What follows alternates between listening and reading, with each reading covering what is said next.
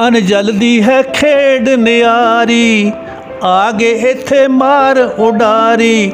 ਅਨ ਜਲਦੀ ਹੈ ਖੇਡ ਨਿਆਰੀ, ਆਗੇ ਇੱਥੇ ਮਾਰ ਉਡਾਰੀ। ਛੱਡ ਕੇ ਵਿੱਚ ਪੰਜਾਬ ਦੇ ਰੋਂਦੇ ਭੈਣ ਭਰਾਵਾਂ ਨੂੰ, ਪੁੱਤ ਪਰਦੇਸੀ ਪਲ ਪਲ ਚੇਤੇ ਕਰਦੇ ਮਾਵਾਂ ਨੂੰ। ਪੁੱਤ ਪਰਦੇਸੀ ਪਲ ਪਲ ਚੇਤੇ ਕਰਦੇ ਮਾਵਾਂ ਨੂੰ। ਥੱਲੇ ਉਤਰੋ, ਗੱਡੀ ਦੇ ਕਾਗਜ਼ ਦਿਖਾ ਓਏ। ਓਏ ਤੇਰਾ ਲਾਇਸੈਂਸ ਕਿੱਥੇ ਹੈ? ਲਾਇਸੈਂਸ ਤਾਂ ਜੀ ਗੁੰਮ ਹੋ ਗਿਆ। ਨਹੀਂ ਨਹੀਂ, ਫਿਰ ਚਲਾਨ ਕਰਨਾ ਪਊਗਾ। ਮੇਰੇ ਬੰਦੇ ਸਾਹਿਬ ਕਹਿੰਦੇ ਉਹ ਨਹੀਂ ਜੇ ਮੰਨਦੇ ਅਸੀਂ ਆਈਏ ਹੇਠ। ਮੈਨੂੰ ਤੂੰ ਕੀ ਕਰ ਲੈ ਓਏ, ਥੱਲੇ ਉਤਰ। ਉਹ ਕਹਾ ਹੇਠ ਤੁਰਨ। ਮਹਾਰਾਜ ਜੀ ਅਸੀਂ ਤੁਹਾਡੀ ਮਿਹਨਤ ਮਸਾਜ ਕਰਨੀ ਹੈ, ਹੋਰ ਕੀ ਕਰਨਾ? ਅਸੀਂ ਤਾਂ ਮੁਫਤ ਨਹੀਂ ਬੈਠੇ, ਪੈਸੇ ਦੇ ਕੇ ਬੈਠੇ ਹਾਂ। ਫਿਰ ਮੈਂ ਡਰਾਈਵਰ ਕਹਿੰਦਾ ਉਹ ਗੱਲ ਸੁਣੋ ਓਏ, ਤੁਸੀਂ ਪੈਸੇ ਲੈ ਕੇ ਸਵਾਰੀਆਂ ਬਿਠਾਉਂਦੇ ਹੋ? ਡਰਾਈਵਰ ਨੂੰ ਕਹਿੰਦਾ, ਉਹਨੂੰ ਕਹਿੰਦਾ ਮੇਰ ਮਿੱਤਰ ਨੂੰ, ਓਏ ਰੱਬ ਦਾ ਖੌਫ ਖਾ, ਰੱਬ ਖਾ ਖੌ। ਉਹ ਮੇਰੀ ਮਾਤੇ ਨਾਲ ਬਹੁਤ ਜ਼ਿਆਦਾ ਪਿਆਰ ਸੀ, ਹੁੰਦਾ ਸਭ ਦਾ ਹੀ ਹੈ, ਪਰ ਮੈਂ ਆਪਣੇ ਸਾਰੇ ਭੈਣ ਭਰਾਵਾਂ ਤੋਂ ਸਭ ਤੋਂ ਛੋਟਾ ਸੀ। ਅਸੀਂ ਮਤਲਬ 7 ਸਕੇ ਭਾਈ, 3 ਭੈਣਾਂ, ਅਤੇ ਅਸੀਂ ਹੁਣ ਮੈਂ ਸਾਰਿਆਂ ਨੂੰ ਮੈਂ ਇਕੱਲੇ ਰਹਿੰਦਾ। ਇਸ ਗੱਲ ਕਰੀ ਮੇਰੀ ਮਾਂ ਦਾ ਮੇਰੇ ਨਾਲ ਬਹੁਤ ਪਿਆਰ ਸੀ। ਸੁੰਨੀ ਸੁੰਨੀ ਲੱਗਦੀ ਦੁਨੀਆ, ਜਦ ਤੁਰ ਜਾਵਣ ਮਾਵਾਂ। ਬੱਚਿਆਂ ਦੇ ਸਿਰੋਂ ਉੱਠ ਜਾਣ ਲੋਕੋ, ਮਾਵਾਂ ਨਾਲੇ ਸ਼ਾਮਾਂ। ਬੀਤੇ ਪਲ ਮੈਨੂੰ ਪਲ ਪਲ ਚੇਤੇ ਆਉਂਦੇ, ਹੋ ਜਾਏ ਦੀਦਾਰ ਕਿਤੇ ਨੈਣ ਮੇਰੇ ਚਾਹੁੰਦੇ। ਮੈਨੂੰ ਕਿੰਨੇ ਨਾਮ ਲੈ ਕੇ ਉਹ ਬੁਲਾਉਂਦੀ ਹੁੰਦੀ ਸੀ, ਫੁੱਲਾਂ ਵਾਂਗੂ ਰੱਖਿਆ ਹਮੇਸ਼ਾ ਮੇਰੀ ਮਾਂ ਨੇ ਮੈਨੂੰ, ਚੁੰਮ ਚੁੰਮ ਸੀਨੇ ਨਾਲ ਲਾਉਂਦੀ ਹੁੰਦੀ ਸੀ। ਵਾਹਿਗੁਰੂ ਜੀ ਕਾ ਖਾਲਸਾ, ਸ਼੍ਰੀ ਵਾਹਿਗੁਰੂ ਜੀ ਕੀ ਫਤਿਹ। ਮੈਂ ਤੁਹਾਡਾ ਆਪਣਾ ਹਰਜੋਤ ਸਿੰਘ, ਜੋ ਕਿ ਖੰਨਾ ਟਾਈਮਸ TV ਦੇਖ ਰਹੇ ਸਾਰੇ ਸਰੋਤਿਆਂ ਦਾ ਧੰਨਵਾਦ। ਅੱਜ ਅਸੀਂ ਪਿੰਡ ਚਤਾਮਲੀ ਦੇ ਵਿੱਚ ਪਹੁੰਚੇ ਸੀਗੇ, ਜਿੱਥੇ ਕਿ ਬਾਪੂ ਜੀ ਸਰਦਾਰ ਲਾਭ ਸਿੰਘ ਜੀ ਚਤਾਮਲੀ ਸਾਡੇ ਨਾਲ ਮੌਜੂਦ ਨੇ, ਅਤੇ ਉਹਨਾਂ ਨਾਲ ਤੁਹਾਨੂੰ ਅਸੀਂ ਗੱਲਬਾਤ ਕਰਵਾਉਂਦੇ ਹਾਂ। ਬਾਬਾ ਜੀ ਵਾਹਿਗੁਰੂ ਜੀ ਕਾ ਖਾਲਸਾ, ਵਾਹਿਗੁਰੂ ਜੀ ਕੀ ਫਤਿਹ। ਵਾਹਿਗੁਰੂ ਜੀ ਕਾ ਖਾਲਸਾ, ਵਾਹਿਗੁਰੂ ਜੀ ਕੀ ਫਤਿਹ। ਸੀਗੇ ਸਾਡੀ ਵਿਰਾਸਤ ਦੇ ਅਨਮੋਲ ਹੀਰੇ। ਅਤੇ ਅਸੀਂ ਤੁਹਾਨੂੰ ਪੁੱਛਣਾ ਚਾਹਾਂਗੇ ਵੀ ਤੁਹਾਡਾ ਜਨਮ ਕਿੱਥੇ ਹੋਇਆ, ਅਤੇ ਤੁਹਾਡੀ ਜੋ ਬਚਪਨ ਸੀਗਾ, ਤੁਹਾਡੇ ਮਾਂ ਬਾਪ, ਅਤੇ ਤੁਹਾਡੀ ਜੋ ਜਵਾਨੀ ਹੈ ਉਹ ਕਿੱਥੇ ਬੀਤੀ? ਮੈਂ ਸਭ ਤੋਂ ਪਹਿਲਾਂ ਤਾਂ ਤੁਹਾਡਾ ਬਹੁਤ ਬਹੁਤ ਧੰਨਵਾਦ ਕਰਦਾ ਜੀ, ਤੁਸੀਂ ਇੱਥੇ ਆ ਕੇ ਮੇਰੇ ਵਿਚਾਰ ਸੁਣਨ ਵਾਸਤੇ ਆਏ ਅਤੇ ਲੋਕਾਂ ਨੂੰ ਰੂਬਰੂ ਕੀਤਾ। ਅਤੇ ਬਾਕੀ ਮੇਰਾ ਜਨਮ ਐਸੇ ਮੇਰੇ ਪਿੰਡ ਚਤਾਮਲੀ ਦੇ ਵਿੱਚ ਹੀ ਸੰਨ 42 ਦੇ ਵਿੱਚ, ਮਤਲਬ ਇਹਦੇ 'ਚ ਕਾਗਜ਼ਾਂ 'ਚ ਤਾਂ ਮੇਰਾ ਹੈਗਾ ਵੈਸੇ 20 ਸਤੰਬਰ 1942। ਦੂਜਾ ਮਤਲਬ ਅੱਗੇ ਪਿੱਛੇ ਵੀ ਹੋ ਸਕਦਾ, ਤੁਹਾਨੂੰ ਪਤਾ ਹੀ ਆ। ਅਤੇ ਮੇਰਾ ਬਚਪਨ ਵੀ ਇੱਥੇ ਬੀਤਿਆ। ਮੇਰੀ ਮਾਤਾ ਦਾ ਨਾਮ ਰਲੀ ਕੌਰ, ਅਤੇ ਮੇਰੇ ਪਿਤਾ ਜੀ ਦਾ ਨਾਮ ਰਾਮ ਸਿੰਘ ਜੀ। ਅਤੇ ਐਸੇ ਪਿੰਡ ਦੇ ਵਿੱਚ ਮਤਲਬ ਮੈਂ ਖੇਡਿਆ ਕੁੱਦਿਆ, ਹਾਣੀਆਂ ਦੇ ਨਾਲ ਮਤਲਬ ਮਨ ਪਰਚਾਵਾ ਕੀਤਾ ਅਤੇ ਆਪਣਾ ਬਚਪਨ ਲੰਘਾਇਆ ਮਤਲਬ। ਅਤੇ ਇੱਕ ਹੋਰ ਤੁਹਾਨੂੰ ਗੱਲ ਦੱਸਾਂ, ਮੇਰੇ ਦਾਦਾ ਜੀ ਦਾ ਨਾਮ ਗਿਆਨਾ ਸੀ ਅਤੇ ਦਾਦੀ ਦਾ ਨਾਮ ਡੋਲੀ ਸੀ। ਠੀਕ ਹੈ। ਹਾਂਜੀ। ਅਤੇ ਜਿੱਦਾਂ ਕਿ ਅਸੀਂ ਤੁਹਾਡੀ ਹਿਸਟਰੀ ਬਾਰੇ ਥੋੜ੍ਹਾ ਜਿਹਾ ਸਰਚ ਕੀਤਾ ਸੀ, ਪੜ੍ਹਿਆ ਸੀ, ਤਾਂ ਤੁਸੀਂ ਜਦੋਂ ਉਸ ਟਾਈਮ ਜਦੋਂ ਰਿਕਾਰਡ ਹੁੰਦੇ ਸੀਗੇ, ਤੁਸੀਂ ਰਿਕਾਰਡ ਸੁਣਿਆ ਕਰਦੇ ਸੀਗੇ। ਜਦੋਂ ਰਿਕਾਰਡਾਂ ਦੇ ਵਿੱਚ ਇੱਕ ਕੋਈ ਗਾਣਾ ਖਤਮ ਹੋਇਆ ਕਰਦਾ ਸੀਗਾ, ਅਤੇ ਉਸ ਦੇ ਐਂਡ ਵਿੱਚ ਉਸ ਰਾਈਟਰ ਦਾ ਨਾਮ ਲਿਖਿਆ ਜਾਂਦਾ ਸੀਗਾ, ਬੋਲਿਆ ਜਾਂਦਾ ਸੀਗਾ, ਅਤੇ ਉਸ ਤੋਂ ਇੰਸਪਾਇਰ ਹੋ ਕੇ ਤੁਸੀਂ ਇਹ ਜੋ ਮਤਲਬ ਕਿ ਆਪਣੀ ਕਲਮ ਨੂੰ ਚਲਾਉਣਾ ਸ਼ੁਰੂ ਕੀਤਾ।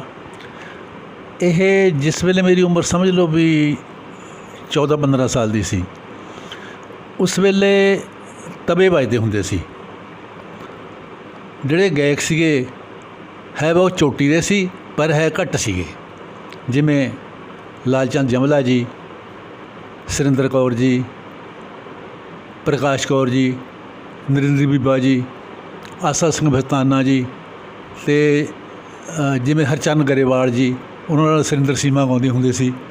ਮੁਹੰਮਦ ਸਦੀਕ ਸਾਹਿਬ, ਉਹਨਾਂ ਨਾਲ ਜਿਵੇਂ ਪਹਿਲਾਂ ਰਜਿੰਦਰ ਰਾਜਨ ਜੀ ਗਾਉਂਦੇ ਰਹੇ ਹੈ, ਰਣਜੀਤ ਕੌਰ ਤੋਂ ਪਹਿਲਾਂ, ਅਤੇ ਹੋਰ ਚਾਂਦੀ ਰਾਮ ਚਾਂਦੀ, ਜਿਨ੍ਹਾਂ ਨਾਲ ਸ਼ਾਂਤੀ ਦੇਵੀ ਗਾਉਂਦੇ ਹੁੰਦੇ ਸੀ। ਉਹ ਤਵੇ ਜਾਂ ਸੁਣ ਕੇ ਜਿਵੇਂ ਮਤਲਬ ਕਿਸੇ ਦਾ ਵਿਆਹ ਹੁੰਦਾ ਸੀ ਉਦੋਂ ਤਵੇ ਵੱਜਦੇ ਸੀ, ਜਾਂ ਕਿਸੇ ਦਾ ਮੰਗਣਾ ਹੁੰਦਾ ਸੀ ਖੁਸ਼ੀ ਦੇ ਮੌਕੇ ਦਰਖਤਾਂ 'ਤੇ ਟੰਗ ਦਿੰਦੇ ਸੀ ਮਤਲਬ ਉਹਨੂੰ ਸਪੀਕਰ ਨੂੰ। ਅਤੇ ਜਾਂ ਫਿਰ ਜੇ ਦਰਖਤ ਨਹੀਂ ਹੁੰਦੇ ਕੋਠੇ ਦੇ ਉੱਤੇ 2 ਮੰਜੇ ਜੋੜ ਕੇ ਉਹਦੇ 'ਤੇ ਲਾ ਦਿੰਦੇ ਸੀ। ਤਵਾ ਸੁਣਨਾ ਅਤੇ ਸੁਣ ਕੇ ਮਤਲਬ ਮੈਨੂੰ ਬਹੁਤ ਜਾਣੋ ਆਨੰਦ ਆਉਣਾ। ਮੈਂ ਮਤਲਬ ਆਪਣੇ ਮਨ 'ਚ ਇੱਕ ਕਿਸਮ ਦਾ ਕੈਲ ਹੋ ਗਿਆ ਤਵਿਆਂ ਦਾ। ਕੁਛ ਤਵੇ ਮੇਰੇ ਮਤਲਬ ਜਵਾਨੀ ਵੀ ਯਾਦ ਹੋ ਗਏ ਸੀ ਉਹ ਗੀਤਾਂ ਦੇ ਨਾਲ। ਅਤੇ ਇੱਦਾਂ ਵੀ ਹੋਇਆ ਮਤਲਬ ਇੰਨਾ ਸੁਣਨ ਦਾ ਮੈਂ ਮਾਹਰ ਹੋ ਗਿਆ ਸੀ, ਜਦੋਂ ਤਵਾ ਸ਼ੁਰੂ ਹੁੰਦਾ ਮਿਊਜ਼ਿਕ ਵੱਜਦਾ ਹੁੰਦਾ ਸੀ ਉਦੋਂ ਫਿਰ ਮਤਲਬ ਮਨ 'ਚ ਖਿਆਲ ਆਉਣਾ ਇਹ ਆਹ ਗੀਤ ਹੈ, ਇਹ ਆ ਦੁਗਾਣਾ ਅਤੇ ਇਹਦਾ ਮਤਲਬ ਲਿਖਿਆ ਇਹਦਾ ਗਾਇਆ ਹੋਇਆ। ਅਤੇ ਬਾਬਾ ਜੀ ਉਸ ਟਾਈਮ ਮਤਲਬ ਕਿ ਤਵੇ ਪਿੰਡ ਦੇ ਵਿੱਚ 1-2 ਹੀ ਹੁੰਦੇ ਹੋਣੇ, ਜ਼ਿਆਦਾ ਤਾਂ ਹੁੰਦੇ ਨਹੀਂ ਹੋਣੇ? ਨਹੀਂ, ਤਵੇ ਤਾਂ ਮਤਲਬ ਪਿੰਡ 'ਚ ਨਹੀਂ ਹੁੰਦੇ ਸੀ, ਮਤਲਬ ਕਿਸੇ ਕੋਲ ਮਸ਼ੀਨ ਹੁੰਦੀ ਸੀ, ਮਸ਼ੀਨ ਚਲਾਉਣ ਵਾਲੀ ਹੱਥ ਨਾਲ, ਜਿਹਦੇ 'ਤੇ ਤਵਾ ਟਿਕਦਾ ਹੁੰਦਾ ਸੀ। ਅਤੇ ਉਹ ਨੇੜੇ ਮਤਲਬ ਜਿਵੇਂ ਕੁਰਾਲੀ ਸ਼ਹਿਰ ਹੈ ਉੱਥੇ 1-2 ਦੁਕਾਨਾਂ ਹੁੰਦੀਆਂ ਸੀਗੀਆਂ ਜਿਹੜੇ ਮਤਲਬ ਇਹੋ ਜਿਹਾ ਕੰਮ ਕਰਦੇ ਸੀ। ਵਿਆਹ ਸ਼ਾਦੀ ਆਉਣੀ ਉਹਨਾਂ ਨੇ ਪਹਿਲਾਂ ਹੀ ਕਹਿਣਾ ਭਾਈ ਸਾਡੇ ਮੁੰਡੇ ਦਾ ਵਿਆਹ ਹੈ, ਇੰਨੀ ਤਰੀਕ ਨੂੰ ਸਾਡੇ ਪਿੰਡ ਆਇਓ, ਅਤੇ ਇਸ ਤਰ੍ਹਾਂ ਪ੍ਰੋਗਰਾਮ ਕਰਾਉਣਾ ਅਸੀਂ ਹਾਂ। ਅਤੇ ਫਿਰ ਸਪੀਕਰ ਵਗੈਰਾ ਕਾਫੀ ਦੇਰ ਵੱਜਦੇ ਰਹਿੰਦੇ ਸੀ, ਖੁੱਲ੍ਹੇ ਚੱਲਦੇ ਰਹਿੰਦੇ ਸੀ, ਮਤਲਬ ਜਿਵੇਂ 4-4 5-5 ਘੰਟੇ ਵੱਜੀ ਜਾਣੇ, ਰਾਤ ਨੂੰ 9-9 ਵਜੇ ਤੱਕ ਵੱਜੀ ਜਾਣੇ। ਠੀਕ ਹੈ ਜੀ। ਅਤੇ ਤੁਹਾਨੂੰ ਮਤਲਬ ਕਿ ਹੁਣ ਤੱਕ ਤੁਸੀਂ ਕਿੰਨੇ ਕੁ ਮਤਲਬ ਕਿ ਗੀਤ ਲਿਖ ਚੁੱਕੇ ਹੋ? ਗੀਤਾਂ ਦੀ ਗਿਣਤੀ ਤਾਂ ਵੈਸੇ ਨਹੀਂ ਕੀਤੀ ਜਾ ਸਕਦੀ, ਮੈਂ ਲਗਭਗ 1500 ਗੀਤ ਲਿਖ ਚੁੱਕਿਆ, ਜਿਨ੍ਹਾਂ ਦੇ ਵਿੱਚੋਂ ਮੇਰੇ 260-70 ਦੇ ਨੇੜੇ ਰਿਕਾਰਡ ਹੋ ਚੁੱਕੇ ਅਲੱਗ-ਅਲੱਗ ਕਲਾਕਾਰਾਂ ਦੀ ਆਵਾਜ਼ਾਂ ਦੇ ਵਿੱਚ। ਠੀਕ ਹੈ। ਜਿਵੇਂ ਕਿ ਤੁਹਾਨੂੰ ਤੁਹਾਨੂੰ ਗਾਇਕਾਂ ਦੀ ਗੱਲ ਦੱਸਦਾ ਜਿਨ੍ਹਾਂ ਨੇ ਰਿਕਾਰਡ ਕਰਾਏ ਤਾਂ ਬਹੁਤ ਨੇ, ਪਰ ਇੰਨਿਆਂ ਦੇ ਨਾਂ ਵੀ ਯਾਦ ਨਹੀਂ ਹੈਗੇ। ਜਿਵੇਂ ਮੈਂ ਸਭ ਤੋਂ ਪਹਿਲਾਂ ਇਹ ਵੀ ਦੱਸਣਾ ਚਾਹੁੰਦਾ ਤੁਹਾਨੂੰ ਵੀ ਮੇਰੇ ਉਸਤਾਦ ਜੀ ਮੁਹੰਮਦ ਸਦੀਕ ਸਾਹਿਬ ਨੇ। ਮੁਹੰਮਦ ਸਦੀਕ ਸਾਹਿਬ ਦੇ ਕੋਲੋਂ ਮਤਲਬ ਮੈਨੂੰ ਗਾਉਣ ਦਾ ਤਾਂ ਸਿੱਖਣ ਦਾ ਨਹੀਂ ਮੌਕਾ ਮਿਲਿਆ, ਅਤੇ ਮੈਂ ਆਪਣੇ ਮਨ ਵਿੱਚ ਧਾਰਿਆ ਸੀ ਕਿਉਂਕਿ 1966 ਦੇ ਵਿੱਚ ਮਰੰਡੇ ਰਾਮਲੀਲਾ 'ਚ ਲੱਗਦੀ ਸੀ। ਠੀਕ ਹੈ। ਅਤੇ ਲੋਕ ਤੁਰ ਕੇ ਹੀ ਦੇਖਣ ਜਾਂਦੇ ਹੁੰਦੇ ਸੀ। ਸਾਡੇ ਪਿੰਡ ਦੇ ਮੁੰਡੇ ਕੁਛ ਗੱਭਰੂ ਮੁੰਡੇ 16-17 ਸਾਲ ਦੇ, ਅਤੇ ਉਹ ਦੇਖ ਕੇ ਆਏ, ਮੈਨੂੰ ਆ ਕੇ ਕਹਿੰਦੇ ਵੀ ਲਾਭ ਸਿਆਂ ਮਰੰਡੇ ਇੱਕ ਕਲਾਕਾਰ ਆਇਆ ਵੀ ਬਹੁਤ ਕਮਾਲ ਹੈ, ਬਹੁਤ ਹੀ ਵਧੀਆ ਗਾਉਂਦਾ, ਬਹੁਤ ਹੀ ਤੂੰ ਵੀ ਵਧੀਆ ਵਜਾਉਂਦਾ। ਠੀਕ ਹੈ। ਵੀ ਆਪਾਂ ਨੇ ਚੱਲਣਾ। ਮੈਂ ਕਿਹਾ ਚੱਲਦੇ ਹਾਂ। ਅਸੀਂ ਚਲੇ ਗਏ। ਦੇਖਿਆ ਜਦੋਂ ਮੈਂ ਸਟੇਜ 'ਤੇ ਉਹਨਾਂ ਨੂੰ ਗਾਉਂਦਿਆਂ ਨੂੰ ਸੁਣਿਆ, ਮੈਂ ਸੱਚੀ ਕੈਲ ਹੋ ਗਿਆ, ਆਸ਼ਕ ਹੋ ਗਿਆ ਉਹਨਾਂ ਦੀ ਗਾਇਕੀ ਦਾ। ਉਹਨਾਂ ਨੇ ਤੂੰਬੀ ਵੀ ਇੰਨੀ ਵਧੀਆ ਵਜਾਈ ਜਿਵੇਂ ਉਹ ਦਦਾਰ ਸੰਧੂ ਦਾ ਲਿਖਿਆ ਗੀਤ ਗਾਉਂਦੇ ਹੁੰਦੇ ਸੀ, ਮੇਰੀ ਐਸੀ ਝਾਂਜਰ ਛਣ ਕੇ ਛਣਕਾਟਾ ਪੈਂਦਾ ਗਲੀ ਗਲੀ, ਮਾਹੀ ਮੇਰਾ ਨੇ ਸਰੂ ਦਾ ਬੂਟਾ ਫੌਜ ਵਿੱਚ ਹੋਇਆ ਭਰਤੀ। ਅਤੇ ਮਤਲਬ ਜਿਵੇਂ ਹੋਰ ਦੁਗਾਣੇ ਉਹ ਰਜਿੰਦਰ ਰਾਜਨ ਦੇ ਨਾਲ ਉਦੋਂ ਉਹਨਾਂ ਨੇ ਸੁਣਾਏ। ਅਤੇ ਫਿਰ ਮੈਂ ਕੀ ਕੀਤਾ, 4-5 ਦਿਨ ਲਗਾਤਾਰ ਦੇਖਣ ਵਾਸਤੇ ਜਾਂਦੇ ਰਹੇ ਮਰਿੰਡੇ। ਅਤੇ ਫਿਰ ਆਪਣੇ ਮਨ 'ਚ ਮੈਂ ਫੈਸਲਾ ਕੀਤਾ ਵੀ ਜਦੋਂ ਵੀ ਮਤਲਬ ਮੈਨੂੰ ਮੌਕਾ ਮਿਲਿਆ ਮੈਂ ਗਾਇਕ ਬਣਾ ਜਾਂ ਨਾ ਬਣਾ, ਵੀ ਮੈਂ ਇਸ ਬੰਦੇ ਨੂੰ ਉਸਤਾਦ ਬਣਾਉਣਾ ਆਪਣਾ। ਅਤੇ ਉਹ ਵੀ ਤੁਹਾਨੂੰ ਬਾਅਦ 'ਚ ਦੱਸਦਾ ਵੀ ਕਿਵੇਂ ਮਤਲਬ ਹੋਈ ਗੱਲਬਾਤ ਇਹ। ਇਹਨਾਂ ਤੋਂ ਇਲਾਵਾ ਮੇਰੇ ਗੀਤ ਸਰਦੂਲ ਸਿਕੰਦਰ ਜੀ, ਅਮਰ ਨੂਰੀ ਜੀ, ਉਹਨਾਂ ਨੇ ਦੁਗਾਣੇ ਵੀ ਗਾਏ, ਧਾਰਮਿਕ ਵੀ ਗਾਏ, ਅਤੇ ਮਤਲਬ ਸੋਲੋ ਗੀਤ ਵੀ ਗਾਏ। ਜਿਵੇਂ ਸਰਦੂਲ ਅਤੇ ਹੰਸ ਦੀ ਇੱਕ ਕੈਸਟ ਆਈ ਸੀ, ਮੇਰਾ ਬਾਜਾਂ ਵਾਲਾ ਮਾਹੀ, ਉਹਦੇ ਵਿੱਚ ਉਹਨਾਂ ਨੇ ਮੇਰੇ 2 ਗੀਤ ਰਿਕਾਰਡ ਕਰਾਏ। ਇੱਕ ਤਾਂ ਸੀ ਮਾਂ ਗੁਜਰੀ ਤੇਰੇ ਚੰਨ ਵਰਗਾ ਚੰਨ ਹੋਰ ਕੋਈ ਨਹੀਂ ਹੋ ਸਕਦਾ, ਹਾਂਜੀ ਬਹੁਤ ਚੱਲੀ ਸੀ ਕੈਸਟ। ਇੱਕ ਸੀ ਲੋਕੋ ਸੂਰਮੇ ਉਮਰਾਂ ਥੋੜ੍ਹੀਆਂ ਪਾਇਆ ਕਰਦੇ ਨੇ। ਅਤੇ ਉਹ ਤੋਂ ਇਲਾਵਾ ਦੁਰਗਾ ਰੰਗੀਲਾ ਜੀ ਬਹੁਤ ਸੁਰੀਲੇ ਗਾਇਕ ਨੇ, ਉਹਨਾਂ ਨੇ ਮੇਰੇ ਧਾਰਮਿਕ ਗੀਤ ਵੀ ਰਿਕਾਰਡ ਕਰਾਏ, ਦੂਜੇ ਵੀ ਰਿਕਾਰਡ ਕਰਾਏ। ਅਤੇ ਇਸ ਤੋਂ ਇਲਾਵਾ ਹੋਰ ਵੀ ਕਲਾਕਾਰ ਜਿਵੇਂ ਉਸ ਮੌਕੇ 'ਤੇ ਇੱਕ ਦੁਗਾਣਾ ਜੋੜੀ ਹੁੰਦੀ ਸੀ ਸੁਰਿੰਦਰ ਬਾਬਾ ਸੁਚੇਤ ਬਾਲਾ, ਅਤੇ ਉਹਨਾਂ ਨੇ ਮੇਰੇ ਦੁਗਾਣੇ ਰਿਕਾਰਡ ਕਰਾਏ। ਉਹਨਾਂ ਤੋਂ ਬਾਅਦ ਜਿਵੇਂ ਹੋਰ ਮੇਰੀ ਉਹਦੇ ਨਾਲ ਬਣ ਗਈ ਮਤਲਬ ਵਾਕਫੀਤ ਕੀ ਭੁਪਿੰਦਰ ਗਿੱਲ ਨੂੰ ਪਤਾ ਲੱਗ ਗਿਆ ਇਸ ਗੱਲ ਦਾ ਵੀ ਲਾਭ ਸਿੰਘ ਬਹੁਤ ਵਧੀਆ ਗੀਤ ਲਿਖਦਾ, ਉਹਦੇ ਗੀਤ ਰਿਕਾਰਡ ਹੋਏ ਪਏ ਹੈ। ਅਸੀਂ ਇੱਕ ਫੰਕਸ਼ਨ ਦੇ ਵਿੱਚ ਨੇੜੇ ਪਿੰਡ ਸੀਹੋਂ ਮਾਜਰਾ, ਉੱਥੇ ਦਾ ਗੀਤਕਾਰ ਹੁੰਦਾ ਸੀ ਰਾਜ ਪਟਵਾਰੀ, ਅਤੇ ਅੱਜ ਕੱਲ੍ਹ ਤਾਂ ਵਿਚਾਰਾ ਦੁਨੀਆ 'ਚ ਨਹੀਂ ਰਿਹਾ। ਅਤੇ ਉਹਦੇ ਕੋਈ ਪ੍ਰੋਗਰਾਮ ਸੀ ਉੱਥੇ, ਮੈਂ ਵੀ ਚਲੇ ਗਿਆ। ਭੁਪਿੰਦਰ ਗਿੱਲ ਉਦੋਂ ਫਿਰ ਪੱਗ ਬੰਨ੍ਹਦਾ ਹੁੰਦਾ ਸੀ, ਉਹਦੇ ਨਾਲ ਕੋਈ ਗਾਇਕਾ ਨਹੀਂ ਸੀ, ਇਕੱਲਾ ਹੀ ਗਾਉਂਦਾ ਹੁੰਦਾ ਸੀ। ਅਤੇ ਇਹ ਵੀ ਉੱਥੇ ਪਹੁੰਚਿਆ ਵਾ ਸੀ, ਮੇਰੇ ਕੋਲ ਉੱਠ ਕੇ ਆ ਗਿਆ, ਕਹਿੰਦਾ ਸਤਿ ਸ਼੍ਰੀ ਅਕਾਲ ਜੀ, ਮੈਂ ਤੁਹਾਨੂੰ ਆਪਣਾ ਬਾਪੂ ਜੀ ਸਮਝਦਾ ਅਤੇ ਮਤਲਬ ਮੈਨੂੰ ਵੀ ਤੁਸੀਂ ਗੀਤ ਦਿਓ। ਮੈਂ ਕਿਹਾ ਕੋਈ ਗੱਲ ਨਹੀਂ, ਠੀਕ ਹੈ। ਮੈਂ ਮੇਰੀ ਡਿਊਟੀ ਉਸ ਵੇਲੇ ਰੋਪੜ ਸੀ, ਪੰਜਾਬ ਰੋਡ ਰੋਪੜ ਡਿਪੂ 'ਚ। ਮੈਂ ਕਿਹਾ ਤੁਸੀਂ ਉੱਥੇ ਆ ਜਾਓ, ਆਪਾਂ ਬੈਠ ਕੇ ਗੱਲਬਾਤ ਕਰਾਂਗੇ। ਉਹ ਫਿਰ ਮੇਰੇ ਕੋਲ ਆਉਂਦੇ ਰਹੇ ਅਤੇ ਮੈਨੂੰ ਦੱਸਦੇ ਰਹੇ ਵੀ ਅੰਕਲ ਜੀ ਮੈਂ ਆਹ ਚਾਹੁੰਦਾ, ਅੰਕਲ ਜੀ ਆਹ ਚਾਹੁੰਦਾ। ਫਿਰ ਮੈਂ ਲਿਖਦਾ ਰਿਹਾ। ਉਹਨਾਂ ਨੇ ਫਿਰ ਦੁਕਾਨਾਂ ਦੀ ਕੈਸਟ ਕਰਾਈ ਭੁਪਿੰਦਰ ਗਿੱਲ ਨੇ। ਫਿਰ ਉਹਦੀ ਜੋੜੀ ਮਿਸ ਨੀਲਮ ਨਾਲ ਬਣ ਗਈ। ਪਹਿਲਾਂ ਉਹਨੇ ਇਕੱਲੇ ਨੇ ਗੀਤ ਕਰਾਏ ਸੀਗੇ ਆਪਣੀ ਆਵਾਜ਼ 'ਚ। ਮੈਂ ਤੁਹਾਨੂੰ ਟੋਕਣਾ ਚਾਹੂੰਗਾ ਵਿੱਚ, ਇੱਕ ਜਿੱਦਾਂ ਕਿ ਆਪਣੇ ਭੁਪਿੰਦਰ ਗਿੱਲ ਦੇ ਮਿਸ ਨੀਲਮ ਦੀ ਜੋੜੀ ਪੂਰੇ ਪੰਜਾਬ ਦੇ ਵਿੱਚ ਬਹੁਤ ਜ਼ਿਆਦਾ ਮਸ਼ਹੂਰ ਸੀਗੀ ਅਤੇ ਬਾਹਰ ਵੀ ਬਹੁਤ ਜ਼ਿਆਦਾ ਲੋਕ ਸੁਣਦੇ ਸੀਗੇ। ਅਤੇ ਤੁਹਾਡੇ ਦਿਲ ਦਾ ਅਰਮਾਨ ਆ ਵੀ ਇਹਨਾਂ ਦੀ ਜੋੜੀ ਨੂੰ ਦੁਬਾਰਾ ਪੰਜਾਬ ਦੀ ਸਟੇਜਾਂ ਉੱਪਰ ਉਤਾਰਿਆ ਜਾਵੇ, ਅਖਾੜਿਆਂ ਉੱਪਰ। ਇਹਨਾਂ ਦੀ ਜੋੜੀ ਮਤਲਬ ਹਿੱਟ ਜੋੜੀਆਂ ਦੇ ਵਿੱਚੋਂ ਇੱਕ ਜੋੜੀ ਸੀ, ਜਿਵੇਂ ਮੁਹੰਮਦ ਸਦੀਕ ਸਾਹਿਬ ਅਤੇ ਰਣਜੀਤ ਕੌਰ ਦੀ ਜੋੜੀ ਬਹੁਤ ਵਧੀਆ ਰਹੀ ਹੈ। ਹਰਚਰਨ ਗਲੇਵਾਰ ਨਾਲ ਸੁਰਿੰਦਰ ਸੀਮਾ ਜੀ ਗਾਉਂਦੇ ਸਨ, ਉਹਦੀ ਜੋੜੀ ਵਧੀਆ ਰਹੀ ਹੈ। ਇਸ ਤਰ੍ਹਾਂ ਭੁਪਿੰਦਰ ਗਿੱਲ ਅਤੇ ਮਿਸ ਨੀਲਮ ਦੀ ਜੋੜੀ ਨੂੰ ਵੀ ਲੋਕਾਂ ਨੇ ਬਹੁਤ ਸਲਾਹਿਆ ਅਤੇ ਬਹੁਤ ਮਾਨਤਾ ਦਿੱਤੀ ਹੈ। ਅਤੇ ਇਹਨਾਂ ਦੇ ਮਤਲਬ 2-2 ਪ੍ਰੋਗਰਾਮ ਤਾਂ ਆਮ ਹੀ ਹੁੰਦੇ ਸੀ ਇੱਕ ਦਿਨ ਦੇ। ਬਾਕੀ ਕਈ ਵਾਰੀ 3 ਪ੍ਰੋਗਰਾਮਾਂ ਦੀ ਵੀ ਆਫਰ ਆ ਜਾਂਦੀ ਸੀ, ਪਰ ਇਹ 3 ਪ੍ਰੋਗਰਾਮ ਤਾਂ ਕਰਦੇ ਸੀ ਨੇੜੇ ਹੁੰਦੇ ਵੀ, ਇੱਕ ਮਤਲਬ ਸਵੇਰੇ 10 ਵਜੇ ਸ਼ੁਰੂ ਕਰਿਆ, ਇੱਕ 3 ਵਜੇ ਸ਼ੁਰੂ ਕਰ ਦਿੱਤਾ, ਇੱਕ ਰਾਤ ਨੂੰ 8 ਵਜੇ ਸ਼ੁਰੂ ਕਰਤਾ, ਨਹੀਂ ਬਲਕਿ 2। ਕਹਿਣ ਦਾ ਮਤਲਬ ਫਰਵਰੀ ਮਹੀਨੇ ਦੇ ਵਿੱਚ ਇਹਨਾਂ ਨੇ ਮਤਲਬ 45 ਪ੍ਰੋਗਰਾਮ ਇੱਕ ਦਿਨ ਦੇ ਵਿੱਚ ਲਾਏ ਹੈ। ਅਤੇ ਲੋਕ ਇਹ ਜਿੰਨਾ ਪੈਸੇ ਮੰਗਦੇ ਸੀ ਉਨਾ ਹੀ ਦੇ ਜਾਂਦੇ ਸੀ। 1.5 ਲੱਖ ਰੁਪਏ ਇੱਕ ਪ੍ਰੋਗਰਾਮ ਦਾ ਦਿੰਦੇ ਸੀ ਤੁਸੀਂ 2 ਪ੍ਰੋਗਰਾਮਾਂ ਦੇ, ਅਤੇ ਬਾਕੀ 20-25 ਹਜ਼ਾਰ ਉੱਤੋਂ ਵੀ ਬਣ ਜਾਂਦਾ ਸੀ। ਇਸ ਗੱਲ ਕਰਕੇ ਫਿਰ ਇਹਨਾਂ ਦੀ ਜੋੜੀ ਦੀ ਗੱਲ ਹੈ ਵੀ ਪਹਿਲੀ ਤਾਂ ਗੱਲ ਇਹ ਹੈ ਜੀ ਵੀ ਵਾਹਿਗੁਰੂ ਵੱਲੋਂ ਹੁਕਮ ਹੁੰਦਾ ਹੈ ਵੀ ਇਹ ਬੰਦੇ ਨੇ ਇੰਨੀ ਦੇਰ ਇਕੱਠੇ ਰਹਿਣਾ, ਇਹ ਤੋਂ ਬਾਅਦ ਨਹੀਂ ਰਹਿਣਾ। ਮਤਲਬ ਕਿਸੇ ਦੇ ਨਾਲ ਮਿਲਣ ਦਾ ਵੀ ਸਬੱਬ ਬਣ ਜਾਂਦਾ ਕਿ ਵੀ ਟੁੱਟਣ ਦਾ ਵੀ ਸਬੱਬ ਬਣ ਜਾਂਦਾ। ਮਤਲਬ ਇਹ ਆਪਾਂ ਕੋਈ ਬਹੁਤੀ ਦਖਲਅੰਦਾਜ਼ੀ ਦਿੱਤੀ ਇਹਨਾਂ ਦੇ ਨਾਲ। ਮੈਂ ਸਿਰਫ ਐਜ਼ ਏ ਗੀਤਕਾਰ ਇਹ ਮਤਲਬ ਰਿਹਾ, ਬਹੁਤੀ ਹੋਰ ਨੇੜੇ ਦੀ ਪਰਿਵਾਰਕ ਸਾਂਝ ਇਸ ਤਰ੍ਹਾਂ ਨਹੀਂ ਸੀ, ਕਿਉਂਕਿ ਜੋ ਮੈਨੂੰ ਕਹਿੰਦੇ ਮੈਂ ਲਿਖਦਾ ਰਿਹਾ ਅਤੇ ਇਹ ਗਾਉਂਦੇ ਰਹੇ ਹੈ। ਫਿਰ ਮਤਲਬ ਕਈ ਜਿਹੜੀਆਂ ਵਿਚਲੀਆਂ ਗੱਲਾਂ ਉਹਦਾ ਮੈਨੂੰ ਬਰੀਫਲੀ ਨਹੀਂ ਪਤਾ ਹੈ ਵੀ ਵਿਆਹ ਦੇ ਬਾਰੇ ਗੱਲ ਚੱਲਦੀ ਸੀ ਜਾਂ ਨਹੀਂ ਚੱਲਦੀ ਸੀ। ਵੈਸੇ ਮੈਂ ਇੱਕ ਗੱਲ ਇਹ ਕਹੂੰਗਾ ਵੀ ਭੁਪਿੰਦਰ ਗਿੱਲ ਬਹੁਤ ਹੀ ਵਧੀਆ ਇਨਸਾਨ ਹੈ। ਉਹਦਾ ਪਿੰਡ ਹੈਗਾ ਮਤਲਬ ਬਰਨਾਲੇ ਦੇ ਅੱਗੇ ਭਦੌੜ ਦੇ ਕੋਲ ਜੰਗੀਆਣਾ। ਠੀਕ ਹੈ। ਉਹ ਆਪਣੇ ਪਿੰਡ ਤੋਂ ਇੱਥੇ ਮਤਲਬ ਕੋਈ ਆਈ ਸੀ, ਅਖਬਾਰ 'ਚ ਐਡ ਆਈ ਸੀ ਵੀ ਕਿਸੇ ਫਿਲਮ ਵਾਸਤੇ ਕਲਾਕਾਰ ਚਾਹੀਦੇ ਹੈ। ਉਹ ਭਗਤ ਲੋਕ ਮਤਲਬ ਇੱਥੇ ਆ ਗਿਆ 10-11 ਫੇਸ 'ਚ ਆਪਣਾ ਸਮਾਨ ਸਮੂਨ ਲੈ ਕੇ ਮੋਹਾਲੀ।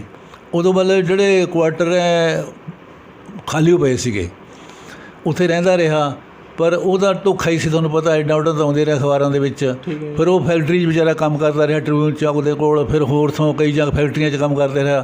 ਫਿਰ ਉਹਦੇ ਕਈ ਦੋਸਤ ਬਣ ਗਏ, ਮਤਲਬ ਦੋਸਤਾਂ ਦੇ ਨਾਲ ਆਉਣੀ ਜਾਣੀ ਹੋ ਗਈ, ਜਿਵੇਂ ਜੀਤਾ ਮਤਲਬ ਕੋਟਲੇ ਵਾਲਾ ਅਤੇ ਹੋਰ ਮਤਲਬ ਸਿੰਘ ਦੇ 1-2 ਬੰਦੇ। ਠੀਕ ਹੈ। ਅਤੇ ਫਿਰ ਉਹਨੇ ਕੀ ਕੀਤਾ ਮਤਲਬ ਵੀ ਦੁਗਾਣੇ ਵੀ ਮੈਨੂੰ ਕਿਹਾ ਵੀ ਦੁਗਾਣੇ ਲਿਖੋ, ਠੀਕ ਹੈ ਨਹੀਂ, ਇਹ ਆਹ ਕਰਾਉਣਾ ਸੀ, ਆਹ ਕਰਾਉਣਾ, ਜਿਵੇਂ ਉਹਨਾਂ ਦੀ ਮਨਮਰਜ਼ੀ ਦੇ।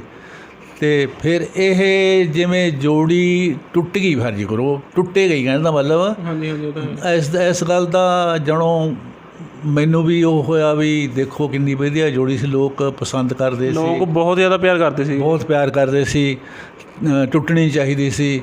ਅਤੇ ਕਈ ਬੰਦਿਆਂ ਨੇ ਫਿਰ ਕਿਹਾ ਵੀ ਸ਼ਾਇਦ ਵਿਆਹ ਦੀ ਗੱਲ ਹੋਵੇ। ਵੈਸੇ ਇਹਨਾਂ ਦੀ ਮਾਤਾ ਨੀਲਮ ਦੀ ਮਾਤਾ ਜੀ ਆਪਾਂ ਨੂੰ ਪਰਿਵਾਰ ਵਾਂਗੂ ਸਮਝਦੇ ਸੀਗੇ। ਉਹਨਾਂ ਨੂੰ ਮੈਂ ਕਿਹਾ ਵੀ ਬੀਬੀ ਜੀ ਵੀ ਜੇ ਤੁਸੀਂ ਇਹਨਾਂ ਦਾ ਨਾਮ ਵੀ ਬਣ ਗਿਆ, ਪੈਸੇ ਵੀ ਕਮਾਉਂਦੇ, ਜਿਵੇਂ ਤੁਸੀਂ ਇਹਨਾਂ ਦੀ ਵੈਸੇ ਵਿਆਹ ਦਾ ਪ੍ਰੋਗਰਾਮ ਹੋ ਜਾਵੇ ਤਾਂ ਠੀਕ ਰਹੂਗਾ ਕੰਮ। ਉਹਨੇ ਮੈਨੂੰ ਇਹ ਜਵਾਬ ਦਿੱਤਾ ਵੀ ਲਾਭ ਸਿਆਮ ਵੀ ਸਾਡੀ ਕੁੜੀ ਨਹੀਂ ਮੰਨਦੀ। ਮੈਂ ਕਿਹਾ ਚਲੋ ਕੋਈ ਨਹੀਂ। ਇਹਨਾਂ ਦੇ ਵਿੱਚ ਜਿਵੇਂ ਹੋਰ ਸਤਵਿੰਦਰ ਬੁੱਗਾ ਜੀ ਨਾਲ ਵੀ ਕਾਫੀ ਸਮਾਜ ਸੀ, ਉਹਨੇ ਵੀ ਕਿਹਾ ਜਿਵੇਂ ਇਹ ਬਾਹਰਲੇ ਦੇਸ਼ਾਂ ਦੇ ਵਿੱਚ ਪ੍ਰੋਗਰਾਮ ਕਰਨ ਜਾਂਦੇ ਹੋ ਤੁਸੀਂ, ਉੱਥੇ ਵੀ ਕੁਛ ਬੰਦੇ ਨੇ ਕਿਹਾ ਇਹਨਾਂ ਨੂੰ, ਪਰ ਨਹੀਂ ਗੱਲ ਬਣੀ ਹੈ।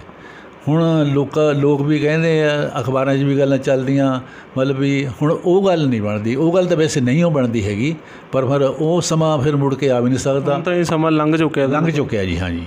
ਅਤੇ ਜਿੱਦਾਂ ਕਿ ਆਪਣੇ ਪੰਜਾਬ ਦੇ ਨੌਜਵਾਨ ਨੇ, ਕੁਝ ਬਾਹਰ ਜਾ ਰਹੇ ਨੇ, ਕੁਝ ਨਸ਼ਿਆਂ ਦੇ ਨਾਲ ਮਰ ਰਹੇ ਨੇ, ਅਤੇ ਉਹਨਾਂ ਉੱਪਰ ਤੁਸੀਂ ਕੁਝ ਆਪਣੇ ਵਿਚਾਰ ਜਾਂ ਕੋਈ ਗੀਤ ਲਿਖਿਆ? ਹਾਂ, ਮੈਂ ਉਹਨਾਂ ਦੇ ਉੱਪਰ ਜਿਵੇਂ ਬਾਹਰ ਜਾਂਦੇ ਆ ਪਰਿਵਾਰ ਕਿਵੇਂ ਤੋਰਦਾ ਉਹਨਾਂ ਨੂੰ ਅਤੇ ਯਾਦ ਕਰਦੇ ਆ ਕਮਾਈਆਂ ਕਰਨ ਵਾਸਤੇ ਇਹ ਗੀਤ ਲਿਖਿਆ ਮੈਂ ਤਰਨ ਵੀ ਸੁਣਾਉਣ ਦੀ ਆਗਿਆ ਚਾਹੁੰਦਾ। ਜ਼ਰੂਰ ਜੀ ਜ਼ਰੂਰ। ਹਾਂਜੀ।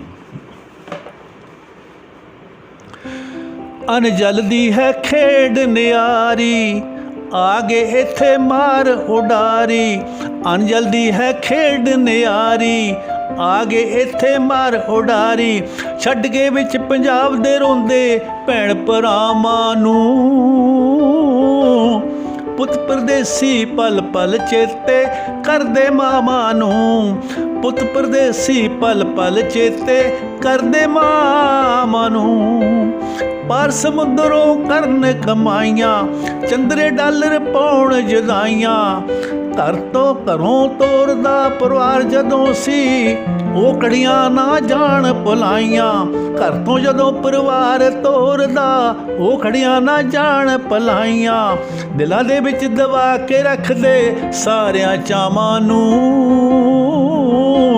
ਪੁੱਤ ਪਰਦੇਸੀ ਪਲ ਪਲ ਚੇਤੇ ਕਰਦੇ ਮਾਵਾਂ ਨੂੰ, ਪੁੱਤ ਪਰਦੇਸੀ ਪਲ ਪਲ ਚੇਤੇ ਕਰਦੇ ਮਾਵਾਂ ਨੂੰ, ਨੈਣਾ ਵਿੱਚੋਂ ਅਥਰੂ ਵਰਦੇ ਫੋਨ ਜਦੋਂ ਮਾਵਾਂ ਨੂੰ ਕਰਦੇ, ਨੈਣਾ ਵਿੱਚੋਂ ਅਥਰੂ ਵਰਦੇ ਫੋਨ ਜਦੋਂ ਮਾਵਾਂ ਨੂੰ ਕਰਦੇ, ਲੱਗਦਾ ਦਰਸ਼ਨ ਹੋ ਗਏ ਰੱਬ ਦੇ ਤਪਦੇ ਹੋਏ ਦਿਲ ਨੇ ਠਰਦੇ, ਸ਼ਾਂਤੀ ਆ ਜੇ ਸੁਣਦੇ ਨੇ ਜਦ ਕੰਨ ਦੁਆਵਾਂ ਨੂੰ, ਪੁੱਤ ਪਰਦੇਸੀ ਪਲ ਪਲ ਚੇਤੇ ਕਰਦੇ ਮਾਵਾਂ ਨੂੰ, ਪੁੱਤ ਪਰਦੇਸੀ ਪਲ ਪਲ ਚੇਤੇ ਕਰਦੇ ਮਾਵਾਂ ਨੂੰ।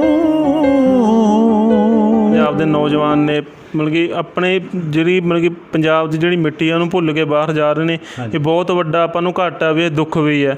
ਪਿੱਛੋਂ ਮਾਵਾਂ ਆਪਣੇ ਬਾਪ ਹੋ ਗਏ ਮਤਲਬ ਇਕੱਲੇ ਰਹਿ ਜਾਂਦੇ ਨੇ, ਉਹਨਾਂ ਦਾ ਰਹਿਣਾ ਬਹੁਤ ਜ਼ਿਆਦਾ ਔਖਾ ਹੋ ਜਾਂਦਾ। ਕਈ ਵਾਰੀ ਤਾਂ ਐਂ ਵੀ ਹੁੰਦਾ ਜੀ ਵੀ ਜਿਹੜੇ ਪੁੱਤ ਬਾਹਰ ਗਏ ਹੁੰਦੇ ਆ ਉਹ ਸੋਚਦੇ ਵੀ ਮੈਂ ਹੁਣ ਮਤਲਬ PR ਮਿਲੇ ਪੱਕਾ ਹੋ ਜਾਵਾਂ ਮੈਂ ਤਾਂ ਹੀ ਵਾਪਸ ਜਾਵਾਂ। ਇਹ PR ਮਿਲਦਿਆਂ ਨੂੰ ਇਹ ਵੀ ਲੇਖਾਂ ਦੀ ਗੱਲ ਹੈ ਕਿ ਇਹਨੂੰ ਛੇਤੀ ਮਿਲ ਜਾਂਦੀ ਹੈ ਕਿ ਇਹਨੂੰ ਬਹੁਤ ਦੇਰ ਨਹੀਂ ਮਿਲਦੀ। ਕਈ ਵਾਰੀ ਕੀ ਹੁੰਦਾ ਜੀ ਇੱਧਰ ਵਿਚਾਰੇ ਬਜ਼ੁਰਗ ਮਾਂ ਪਿਓ ਉਡੀਕਾਂ ਕਰਦੇ ਰਹੇ ਨੇ, ਕਈ ਦੁਨੀਆ ਤੋਂ ਚਲੇ ਵੀ ਜਾਂਦੇ। ਇਸ ਗੱਲ ਦੁੱਖ ਦੀ ਗੱਲ ਹੈ ਜੀ, ਇਹ ਕਮਾਈਆਂ ਕਰਕੇ ਉਹਨਾਂ ਦੀ ਕਰਕੇ।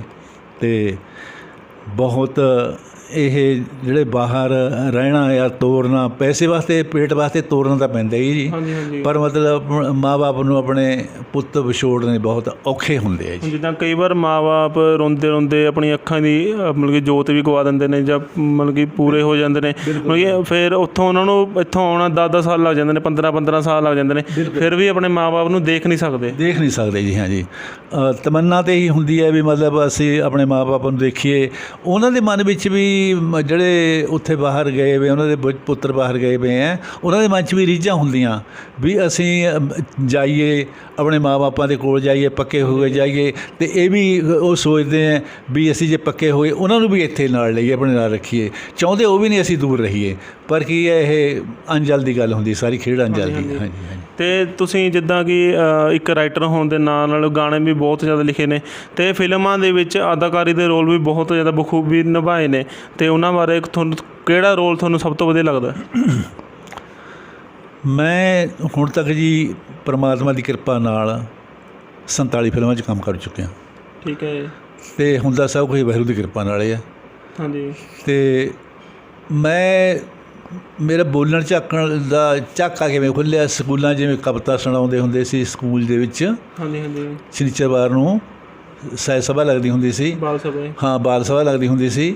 ਉਹਦੇ ਬਾਅਦ ਜਿਵੇਂ ਆਪਣੇ ਇਲਾਕੇ ਦੇ ਕਲਾਕਾਰ ਤੁਸੀਂ ਸੁਣਿਆ ਰੱਬੀ ਸਿੰਘ ਬੈਰੋਂਪੁਰੀ, ਬੈਰੋਂਪੁਰ ਲਾਂਡਰਾਂ ਦੇ ਕੋਲ ਪਿੰਡ ਹੈ, ਉਹ ਅਖਾੜੇ ਲਾਉਂਦੇ ਹੁੰਦੇ ਸੀ।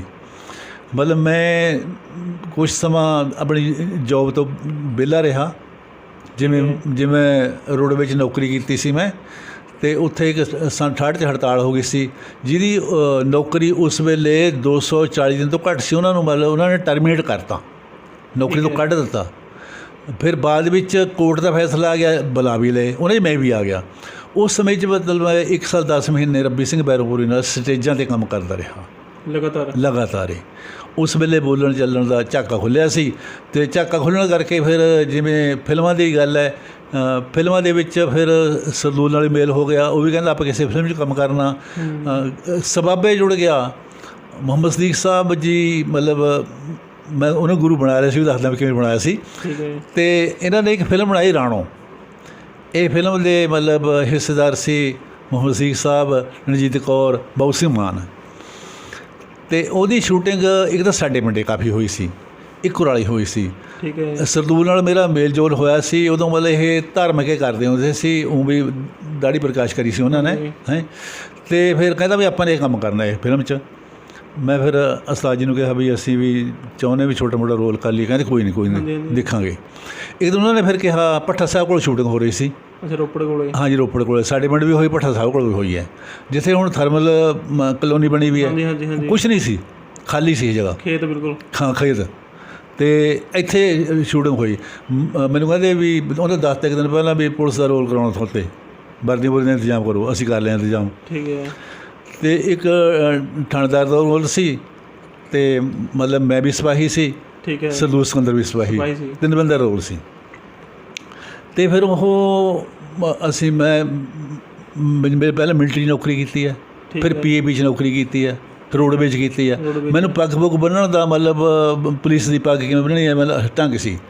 ਜਦੋਂ ਅਸੀਂ ਉਹ ਰੋਲ ਵਾਸਤੇ ਭੱਠਾ ਸਾਹਿਬ ਦੇ ਕੋਲ ਵਰਦੀਆਂ ਵੁਰਦੀਆਂ ਪਾ ਲਈਆਂ, ਮੈਂ ਤਾਂ ਬਿਲਕੁਲ ਪੁਲਿਸ ਵਾਲੇ ਲੱਗਾ ਹੈ ਨਾ। ਇਹ ਪੁਲਿਸ ਵਾਲੇ ਆਏ ਰੋਪੜ 'ਤੇ, ਜਿਵੇਂ ਥਾਣੇ ਤੋਂ ਡਿਊਟੀ ਲੱਗ ਜਾਂਦੀ ਵੀ ਤੁਸੀਂ ਉੱਥੇ ਜਾਓ। ਮੈਂ ਉਹਨੂੰ ਹੱਸਦੇ ਨੂੰ ਕਿਹਾ, ਮਹਾਂ ਵੀ ਤੁਸੀਂ ਕਿੱਥੋਂ ਆਏ ਭਾਈ? ਕਹਿੰਦੇ ਜੀ ਅਸੀਂ ਥਾਣੇ ਤੋਂ ਆਏ, ਫਲਾਣੇ ਥਾਣੇ ਤੋਂ। ਮਹਾਂ ਨਾਲੇ ਸਾਨੂੰ ਭੇਜਤਾ ਉਹਨਾਂ ਨੇ। ਕਹਿੰਦਾ ਫਿਰ ਅਸੀਂ ਚਲੇ ਗਏ। ਮੈਂ ਕਿਹਾ ਨਹੀਂ ਨਹੀਂ ਨਹੀਂ ਨਹੀਂ, ਜਦੋਂ ਮਤਲਬ ਕਹਿਣਾ ਅਸਲੀ ਲੱਗਦੇ ਸੀ। ਉਹਦੇ ਬਾਅਦ ਕੀ ਹੋਇਆ ਜੀ, ਫਿਰ ਉਹ ਸ਼ਾਮ ਹੋ ਗਈ। ਪਹਿਲਾਂ ਤਾਂ ਫਿਰ ਉਸਤਾਦ ਜੀ ਕਹਿੰਦੇ ਵੀ ਤੁਸੀਂ ਇੱਦਾਂ ਕਰੋ, ਲੋਕਾਂ ਨੂੰ ਕਿਹੜਾ ਪਤਾ ਵੀ ਇਹ ਲਾਭ ਸਿੰਘ ਕੌਣ, ਲੋਕਾਂ ਨੂੰ ਬਿਠਾਓ, ਬੈਠੋ ਬੈਠੋ ਬੈਠੋ ਬੈਠੋ, ਰੌਲਾ ਨਾ ਪਾਓ। ਅਤੇ ਸ਼ਾਮ ਨੂੰ ਸੈੱਟ ਲੱਗਿਆ ਕਲੋਨੀ ਦੇ ਵਿੱਚ, ਥਰਮਲ ਕਲੋਨੀ ਜਿੱਥੇ ਬਣੀ ਹੈ।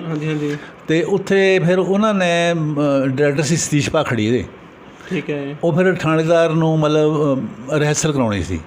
ਉਹਨਾਂ ਨੇ ਦੱਸਿਆ ਵੀ ਸਿਚੁਏਸ਼ਨ ਇਹ ਹੈ ਵੀ ਤੁਸੀਂ ਇੱਥੇ ਖੜ੍ਹੇ ਹੈ, 2 ਤੁਹਾਡੇ ਨਾਲ ਸਿਪਾਹੀ ਹੈ, ਉੱਧਰ ਦੇ ਟਰੱਕ ਆਉਂਦਾ, ਟਰੱਕ ਨੂੰ ਤੁਸੀਂ ਰੋਕਣਾ, ਟਰੱਕ ਨੂੰ ਰੋਕੂਗਾ, ਡਰਾਈਵਰ ਨੂੰ ਕਹਿਣਾ ਹੇਠ ਆ, ਉਹਦੇ ਕਾਗਜ਼ ਦੇਖਣੇ ਆ, ਲਾਇਸੈਂਸ ਦੇਖਣਾ। ਇਹ ਰੋਲ ਆ। ਠੀਕ ਹੈ। ਅੱਛਾ, ਉਹ ਫਿਰ ਜਿਹੜਾ ਥਾਣੇਦਾਰ ਰੋਲ ਕਰਦਾ ਸੀ ਉਹਨਾਂ ਸੀ ਬੂਟਾ ਬਾਬੂ ਸਿੰਘ ਮਾਨ ਦਾ ਵੀ ਦੋਸਤ ਸੀ, ਇਹਨਾਂ ਨਾਲ ਵੀ ਸੰਪਰਕ ਚੰਗੇ ਸੀ ਮਤਲਬ। ਅਤੇ ਫਿਰ ਉਹ ਕਹਿੰਦਾ ਮਤਲਬ ਭਾਖੜੀ ਸਾਹਿਬ ਕਹਿੰਦੇ ਉਹਨੂੰ ਵੀ ਆ ਗਿਆ ਥਾਣੇ ਦਾ ਬੂਟਾ, ਰੋਲ ਕਰ ਵੀ ਰਿਹਰਸਲ ਕਰਦੇ ਆ। ਕਹਿੰਦਾ ਵੀ ਆਹ ਸੀ ਰੋਲ, ਵੀ ਥੱਲੇ ਉਤਰ ਹੋਏ, ਗੱਡੀ ਕਾਗਜ਼ ਦਿਖਾ, ਤੇਰਾ ਲਾਇਸੈਂਸ ਕਿੱਥੇ ਹੋਏ, ਫਿਰ ਤੇਰਾ ਚਲਾਨ ਕਰਨਾ ਪਊਗਾ। ਮੈਨੂੰ ਫਿਰ ਐਂ ਲੱਗਿਆ ਵੀ ਉਹ ਜਿਹੜਾ ਬਰੀਕ ਜੀ ਆਵਾਜ਼ ਬੋਲਦਾ, ਮੈਂ ਥੋੜ੍ਹਾ ਜਿਹਾ ਕਿਹਾ ਮੈਂ ਹਰ ਬੂਟੇ ਐਂ ਬੋਲਤਾ ਮਾੜਾ ਜਿਹਾ, ਮੈਂ ਦੱਸੇ ਬੋਲ ਕੇ ਥੱਲੇ ਉਤਰ ਹੋਏ, ਗੱਡੀ 'ਚ ਕਾਗਜ਼ ਦਿਖਾ,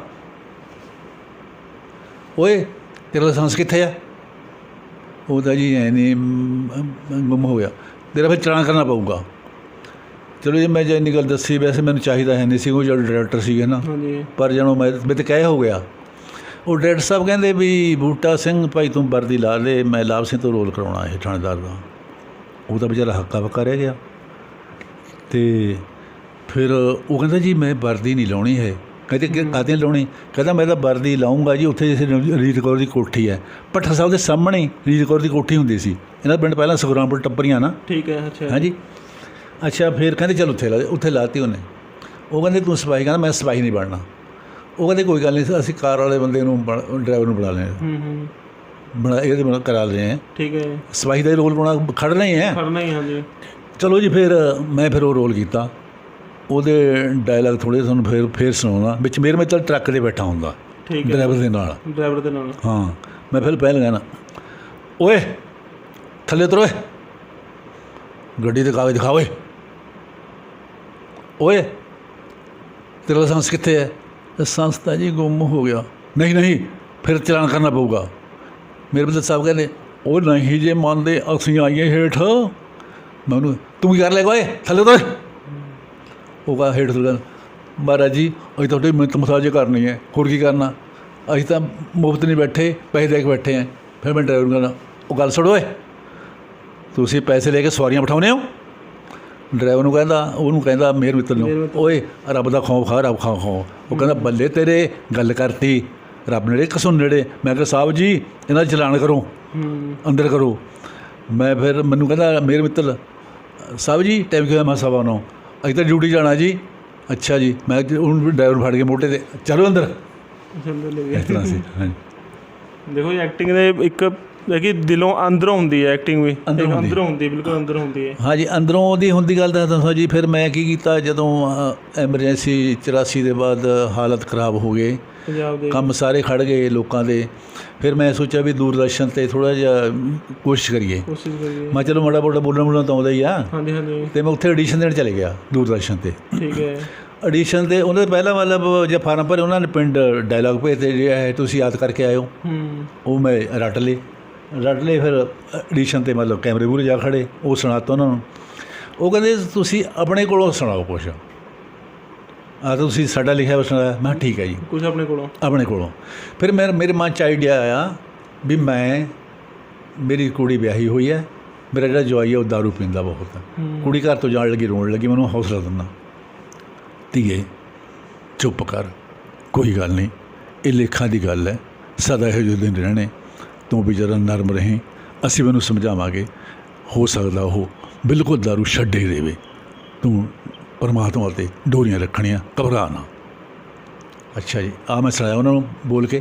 ਉਹ ਫਿਰ ਮੈਂ ਕਹਿੰਦੇ ਵੀ ਹੁਣ ਇੱਕ ਗੱਲ ਇਸ ਤਰ੍ਹਾਂ ਜੀ ਵੀ ਤੁਸੀਂ ਮੁੰਡੇ ਦੇ ਪਿਓ ਹੈ, ਮੁੰਡਾ ਤੁਹਾਡਾ ਦਾਰੂ ਪੀਂਦਾ, ਕੁੜੀ ਵਾਲੇ ਇਤਰਾਜ਼ ਕਰਦੇ ਹੈ ਵੀ ਤੁਸੀਂ ਉਹਨਾਂ ਨੂੰ ਮਤਲਬ ਆਕੜਬਾਜ਼ ਹੈ ਤੁਸੀਂ ਬੰਦੇ, ਤੁਸੀਂ ਇਹ ਡਾਇਲਾਗ ਆਪਣੇ ਕੋਲ ਤੋਂ। ਫਿਰ ਉਹ ਬਿਲਕੁਲ ਸੁਣੇ ਨਹੀਂ ਸੀ ਗੱਲਾਂ ਇਸ ਤਾਂ। ਫਿਰ ਮੈਂ ਕੋਲ 'ਤੇ ਸੁਣਾਇਆ ਉਹ ਗੱਲ, ਸੁਣੋ ਏ, ਸਾਡਾ ਮੁੰਡਾ ਦਾਰੂ ਪੀਂਦਾ ਤੁਸੀਂ ਕਹਿੰਦੇ ਆ, ਤੁਸੀਂ ਇਹ ਦੱਸੋ ਉਹ ਤੁਹਾਡੇ ਤੋਂ ਮੰਗ ਕੇ ਪੀਂਦਾ, ਆਪਣੀ ਜੇਬ 'ਚੋਂ ਪੀਂਦਾ? ਜੇ ਤੁਹਾਡੇ ਕੋਲ ਮੰਗ ਕੇ ਪੀਂਦਾ ਤਾਂ ਦੱਸੋ। ਜੇ ਰਿਸ਼ਤਾ ਜੋੜਨਾ ਹੁੰਦਾ ਪਹਿਲਾਂ ਗੱਲ ਕਰੀ ਦੀ ਹੁੰਦੀ ਹੈ। ਨਾਲੇ ਤੁਹਾਨੂੰ ਪਤਾ ਬਰਾੜਾਂ ਦੇ ਨਾਲ ਰਿਸ਼ਤਾ ਜੋੜਨ ਤੋਂ ਪਹਿਲਾਂ ਸਾਰੀਆਂ ਗੱਲਾਂ ਖੋਲ੍ਹ ਲੈਣੀਆਂ ਚਾਹੀਦੀਆਂ। ਸਾਡਾ ਮੁੰਡਾ ਇਸ ਤਰ੍ਹਾਂ ਹੀ ਦਾਰੂ ਪੀਊਗਾ, ਇਹ ਸੀ ਗੱਲ। ਉਸ ਤੋਂ ਬਾਅਦ ਫਿਰ ਤੁਹਾਡੀ ਸਿਲੈਕਸ਼ਨ ਹੋ ਗਈ ਜੀ। ਮੈਨੂੰ ਲੈਟਰ ਆ ਗਿਆ ਪਿੰਡ। ਫਿਰ ਉੱਥੇ ਮੈਂ 5-6 ਨਾਟਕ ਕੀਤੇ। ਉਦੋਂ ਨਾਟਕ ਦੂਰਦਰਸ਼ਨ ਵਾਲੇ ਆਪ ਬਣਾਉਂਦੇ ਸੀ, ਉਹਨਾਂ ਦੇ ਪ੍ਰੋਡਿਊਸਰ ਬਣਾਉਂਦੇ ਹੁੰਦੇ ਸੀ। ਹੁਣ ਤਾਂ ਮਤਲਬ ਉਹਨਾਂ ਨੂੰ ਬਣਾ ਕੇ ਅੱਗੇ ਦਿੰਦੇ। ਹਾਂਜੀ। ਅਤੇ ਹੁਣ ਇੱਕ ਪੰਜਾਬੀ ਫਿਲਮ ਮਤਲਬ ਅਰਦਾਸ ਆਈ ਸੀ। ਹਾਂਜੀ। ਉਹਦੇ ਵਿੱਚ ਰੋਲ ਉਹ 'ਚ ਮੇਰੇ 5-6 ਸੀਨ ਸੀ। ਹਾਂਜੀ। ਉਹ ਹੌਬੀ ਧਾਲੀਵਾਲ ਹੈ ਇੱਕ ਕਲਾਕਾਰ, ਬਹੁਤ ਵਧੀਆ, ਚੰਗੀ ਪਰਸਨੈਲਿਟੀ ਜੀ ਵਾਲਾ। ਹਾਂ, ਸਿਹਤ ਹੈਵੀ ਹੈ। ਉਹ ਬੜੀ ਕਦਰ ਵੀ ਕਾਫੀ ਕਰਦਾ। ਹਾਂਜੀ। ਅਤੇ ਉਹਦੇ ਨਾਲ ਰੋਲ ਸੀ ਮਤਲਬ ਇਹ ਸਿਚੁਏਸ਼ਨ ਇਸ ਤਰ੍ਹਾਂ ਜੀ ਵੀ ਉਹ ਮੇਰਾ ਬੇਟਾ ਨਸ਼ੇ ਵੇਚਦਾ, ਮੈਂ ਸਾਊ ਬੰਦਾ ਪਿੰਡ ਦਾ, ਮੈਂ ਚਾਹੁੰਦਾ ਨਹੀਂ ਹੈਗਾ। ਉਹ ਮਤਲਬ ਕਹਿੰਦਾ ਮੈਂ ਅਸੀਂ ਪੈਸੇ ਇਕੱਠੇ ਕਰਨੇ ਤਾਂ ਮੈਂ ਫਿਰ ਕਹਿੰਦਾ ਉਹਨੂੰ ਪਿੰਡ ਦੇ ਵਿੱਚ ਬੇਇੱਜ਼ਤੀ ਕਰਾ ਕੇ ਰੱਖਤੀ। ਸਾਰੇ ਪਿੰਡ 'ਚ ਬਹੁਤ ਇੱਜ਼ਤ ਬਣੀ ਹੋਈ ਸੀ। ਤੇਰੇ ਨਸ਼ਿਆਂ ਦੇ ਕਾਰੋਬਾਰ ਨੇ ਸਾਨੂੰ ਮਿੱਟੀ 'ਚ ਮਿਲਾ ਕੇ ਰੱਖ ਦਿੱਤਾ। ਤੈਨੂੰ ਕਿੰਨੀ ਵਾਰੀ ਸਮਝਾਇਆ ਇਹ ਕੰਮ ਠੀਕ ਨਹੀਂ ਹੈ, ਬਹੁਤੇ ਪੈਸੇ ਜੋਗੇ ਨਹੀਂ ਚਾਹੀਦਾ। ਉਹਦਾ ਫਿਰ ਡਾਇਲਾਗ ਜੀ, ਗੱਲ ਸੁਣੋ, ਇਹ ਲੰਡੀ ਬੁੱਚੀ ਦਾ ਕੰਮ ਨਹੀਂ, ਇਹ ਸਾਨ ਜੱਟੇ ਨਸ਼ੇ ਵੇਚ ਸਕਦਾ। ਅਤੇ ਇੱਕ ਗੱਲ ਹੋਰ ਸੁਣ ਲਓ, ਮੇਰੇ ਵਿਆਹ ਤੋਂ ਤੈਥੋਂ ਪਿੰਡ ਦਾ ਸਰਪੰਚ ਨਹੀਂ ਸੀ ਬੁਲਾ ਹੋਇਆ, ਤੇਰੇ ਮਰੇ ਤੋਂ CM ਆਊਗਾ, CM।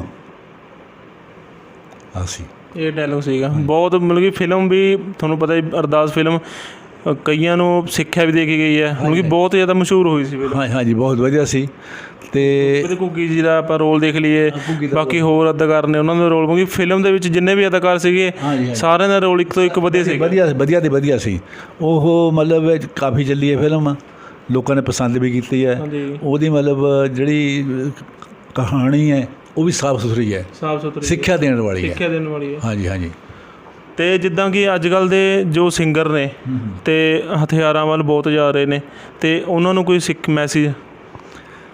ਮੈਂ ਮੈਸੇਜ ਦੇਣਾ ਚਾਹੁੰਦਾ ਵੀ ਆਪਾਂ ਆਪਣੇ ਦੇਸ਼ ਵਿੱਚ ਅਮਨ ਚੈਨ ਨਾਲ ਰਹੀਏ, ਸ਼ਾਂਤੀ ਨਾਲ ਰਹੀਏ। ਮਤਲਬ ਇਹ ਨਾ ਕਹੀਏ ਆਪਾਂ ਆਪਣੇ ਆਪ ਨੂੰ ਐਂ ਕਹਾਉਣੇ ਲੋਕਾਂ ਨੂੰ, ਮਤਲਬ ਅਸੀਂ ਜੀਵਨ ਤਬਾਹ ਕਰ ਦਾਂਗੇ, ਅਸੀਂ ਹਥਿਆਰ ਚਲਾਓ, ਅਸੀਂ ਕਤਲ ਕਰ ਦਿਆਂਗੇ। ਇਹ ਬਿਲਕੁਲ ਗਲਤ ਹੈ। ਮੈਂ ਜਿਹੜੇ ਵੀਰ ਲੇਖਕ ਹੈ, ਗੀਤਕਾਰ ਹੈ, ਉਹਨੇ ਨਿੰਦਿਆ ਨਹੀਂ ਕਰਦਾ, ਉਹ ਲਿਖਦੇ ਠੀਕ ਹੈ, ਪਰ ਮੈਂ ਉਹਨਾਂ ਨੂੰ ਚਾਹੁੰਦਾ ਵੀ ਤੁਸੀਂ ਇਹੋ ਜਿਹੇ ਗੀਤ ਲਿਖੋ ਜਿਹਨੂੰ ਸਾਰਾ ਸਮਾਜ ਸੁਣ ਸਕੇ, ਦੇਸ਼ ਤਰੱਕੀ ਕਰ ਸਕੇ, ਮੁਲਕ ਅਮਨ ਚੈਨ ਦੇ ਨਾਲ ਰਹੇ। ਹੁਣ ਜਿਸ ਤਰ੍ਹਾਂ ਕਿ ਅੱਜ ਕੱਲ੍ਹ ਦੇ ਨੌਜਵਾਨ ਨੇ ਆਪਾਂ 12ਵੀਂ 11ਵੀਂ 12ਵੀਂ ਵਾਲੇ ਲਾ ਲਈਏ, ਉਹ ਹਥਿਆਰਾਂ ਵਾਲੇ ਗਾਣੇ ਸੁਣਦੇ ਨੇ, ਸਕੂਲਾਂ ਵਿੱਚ ਲੜਦੇ ਨੇ, ਫਿਰ ਹੁੱਲੜਬਾਜ਼ੀ ਕਰਦੇ ਨੇ। ਇਹ ਪਤਾ ਕੀ ਗੱਲ ਹੈ, ਜਿਹੜੇ ਅੱਜ ਕੱਲ੍ਹ ਦੇ ਮੁੰਡੇ ਹੈ ਉਹ ਜ਼ਿਆਦਾ ਫਿਲਮਾਂ ਦੇਖ ਕੇ ਉਹਨਾਂ ਦਾ ਹੀ ਅਸਰ ਜ਼ਿਆਦਾ ਹੁੰਦਾ, ਅਮਲ ਕਰ ਦਿੰਦੇ ਆ, ਅਮਲ ਉਹ ਕਰਦੇ ਆ। ਮਤਲਬ ਉਹ ਇਹ ਨਹੀਂ ਸੋਚਦੇ ਵੀ ਚੱਲ ਉਹ ਤਾਂ ਫਿਲਮ ਸੀ, ਉਹ ਤਾਂ ਨਾਟਕ ਸੀ ਜਾਂ ਫਿਲਮ ਸੀ, ਪਰ ਉਹ ਆਪਣੀ ਜ਼ਿੰਦਗੀ 'ਚ ਅਸਲੇ ਲਿਆਉਣੇ। ਜਿਵੇਂ ਉਹ ਦੇਖਦੇ ਵੀ ਫਿਲਮ 'ਚ ਦੇਖਿਆ ਇੱਕ ਬੰਦਾ ਬਹੁਤ ਤਕੜਾ ਹੋਇਆ, ਬਹੁਤ ਬਦਮਾਸ਼ ਕਹਾਉਂਦਾ, ਉਹਦੇ ਨਾਲ ਗਏ ਉਹ ਸਾਰੇ ਡਰਦੇ ਹੈ। ਹੁਣ ਉਹ ਵੀ ਇਹ ਚਾਹੁੰਦੇ ਵੀ ਅਸੀਂ ਆਪਣੀ ਇਹੋ ਜਿਹੀ ਪਾਰਟੀ ਬਣਾ ਲਈਏ ਜਦੋਂ ਸਾਰੇ ਕੰਬਣ ਥਰ ਕੰਬਣ, ਜੇ ਕੋਈ ਬੋਲੇ ਉਹਨੂੰ ਜਦੇ ਮਤਲਬ ਦਿਖਾਈਏ। ਅਤੇ ਦੂਜੀ ਗੱਲ, ਜਿਵੇਂ ਪੈਲਸਾਂ ਦੇ ਵਿੱਚ ਪ੍ਰੋਗਰਾਮ ਹੁੰਦੇ ਹੈ, ਉੱਥੇ ਹਥਿਆਰਾਂ ਵਗੈਰਾ ਲਗੀ ਚੱਲਦੇ ਹੈ। ਕਿ ਤੁਹਾਨੂੰ ਪਤਾ ਵੀ ਦਾਰੂ ਦੂਰੂ ਲੋਕਾਂ ਨੇ ਪੀਤੀ ਹੁੰਦੀ ਹੈ, ਉਹ ਫਿਰ ਕਈ ਵਾਰੀ ਉਹਨਾਂ ਨੂੰ ਆਪਣੀ ਦੁਸ਼ਮਣੀ ਵੀ ਆ ਜਾਂਦੀ ਹੈ। ਕਈ ਕਿਸੇ ਨਾਲ ਕੋਈ ਮਿੱਤਰ ਵੀ ਗਿਆ ਹੁੰਦਾ, ਕੋਈ ਦੁਸ਼ਮਣੀ ਗਿਆ ਹੁੰਦਾ, ਅਤੇ ਫਿਰ ਉਹ ਉੱਥੇ ਵੀ ਕਈ ਵਾਰੀ ਪੰਗਾ ਖੜਾ ਕਰ ਲੈਂਦੇ, ਕਈ ਵਾਰੀ ਕਤਲ ਵੀ ਹੋਏ, ਬਹੁਤ ਕੇਸ ਹੋਏ ਪੰਜਾਬ। ਹਾਂਜੀ ਹਾਂਜੀ ਹਾਂਜੀ, ਇਹ ਹੈ। ਅਤੇ ਤੁਹਾਨੂੰ ਇੱਕ ਚੀਜ਼ ਹੋਰ ਪੁੱਛਾਂ, ਜਿੱਦਾਂ ਕਿ ਤੁਸੀਂ ਆਪਣੀ ਮਤਲਬ ਕਿ ਆਪਣੀ ਮਾਂ ਬਾਰੇ ਤੁਹਾਨੂੰ ਕੋਈ ਇੱਦਾਂ ਦਾ ਕੋਈ ਸੀਨ ਯਾਦ ਹੋਵੇ, ਥੋੜ੍ਹਾ ਦੱਸਣਾ ਚਾਹੋਗੇ?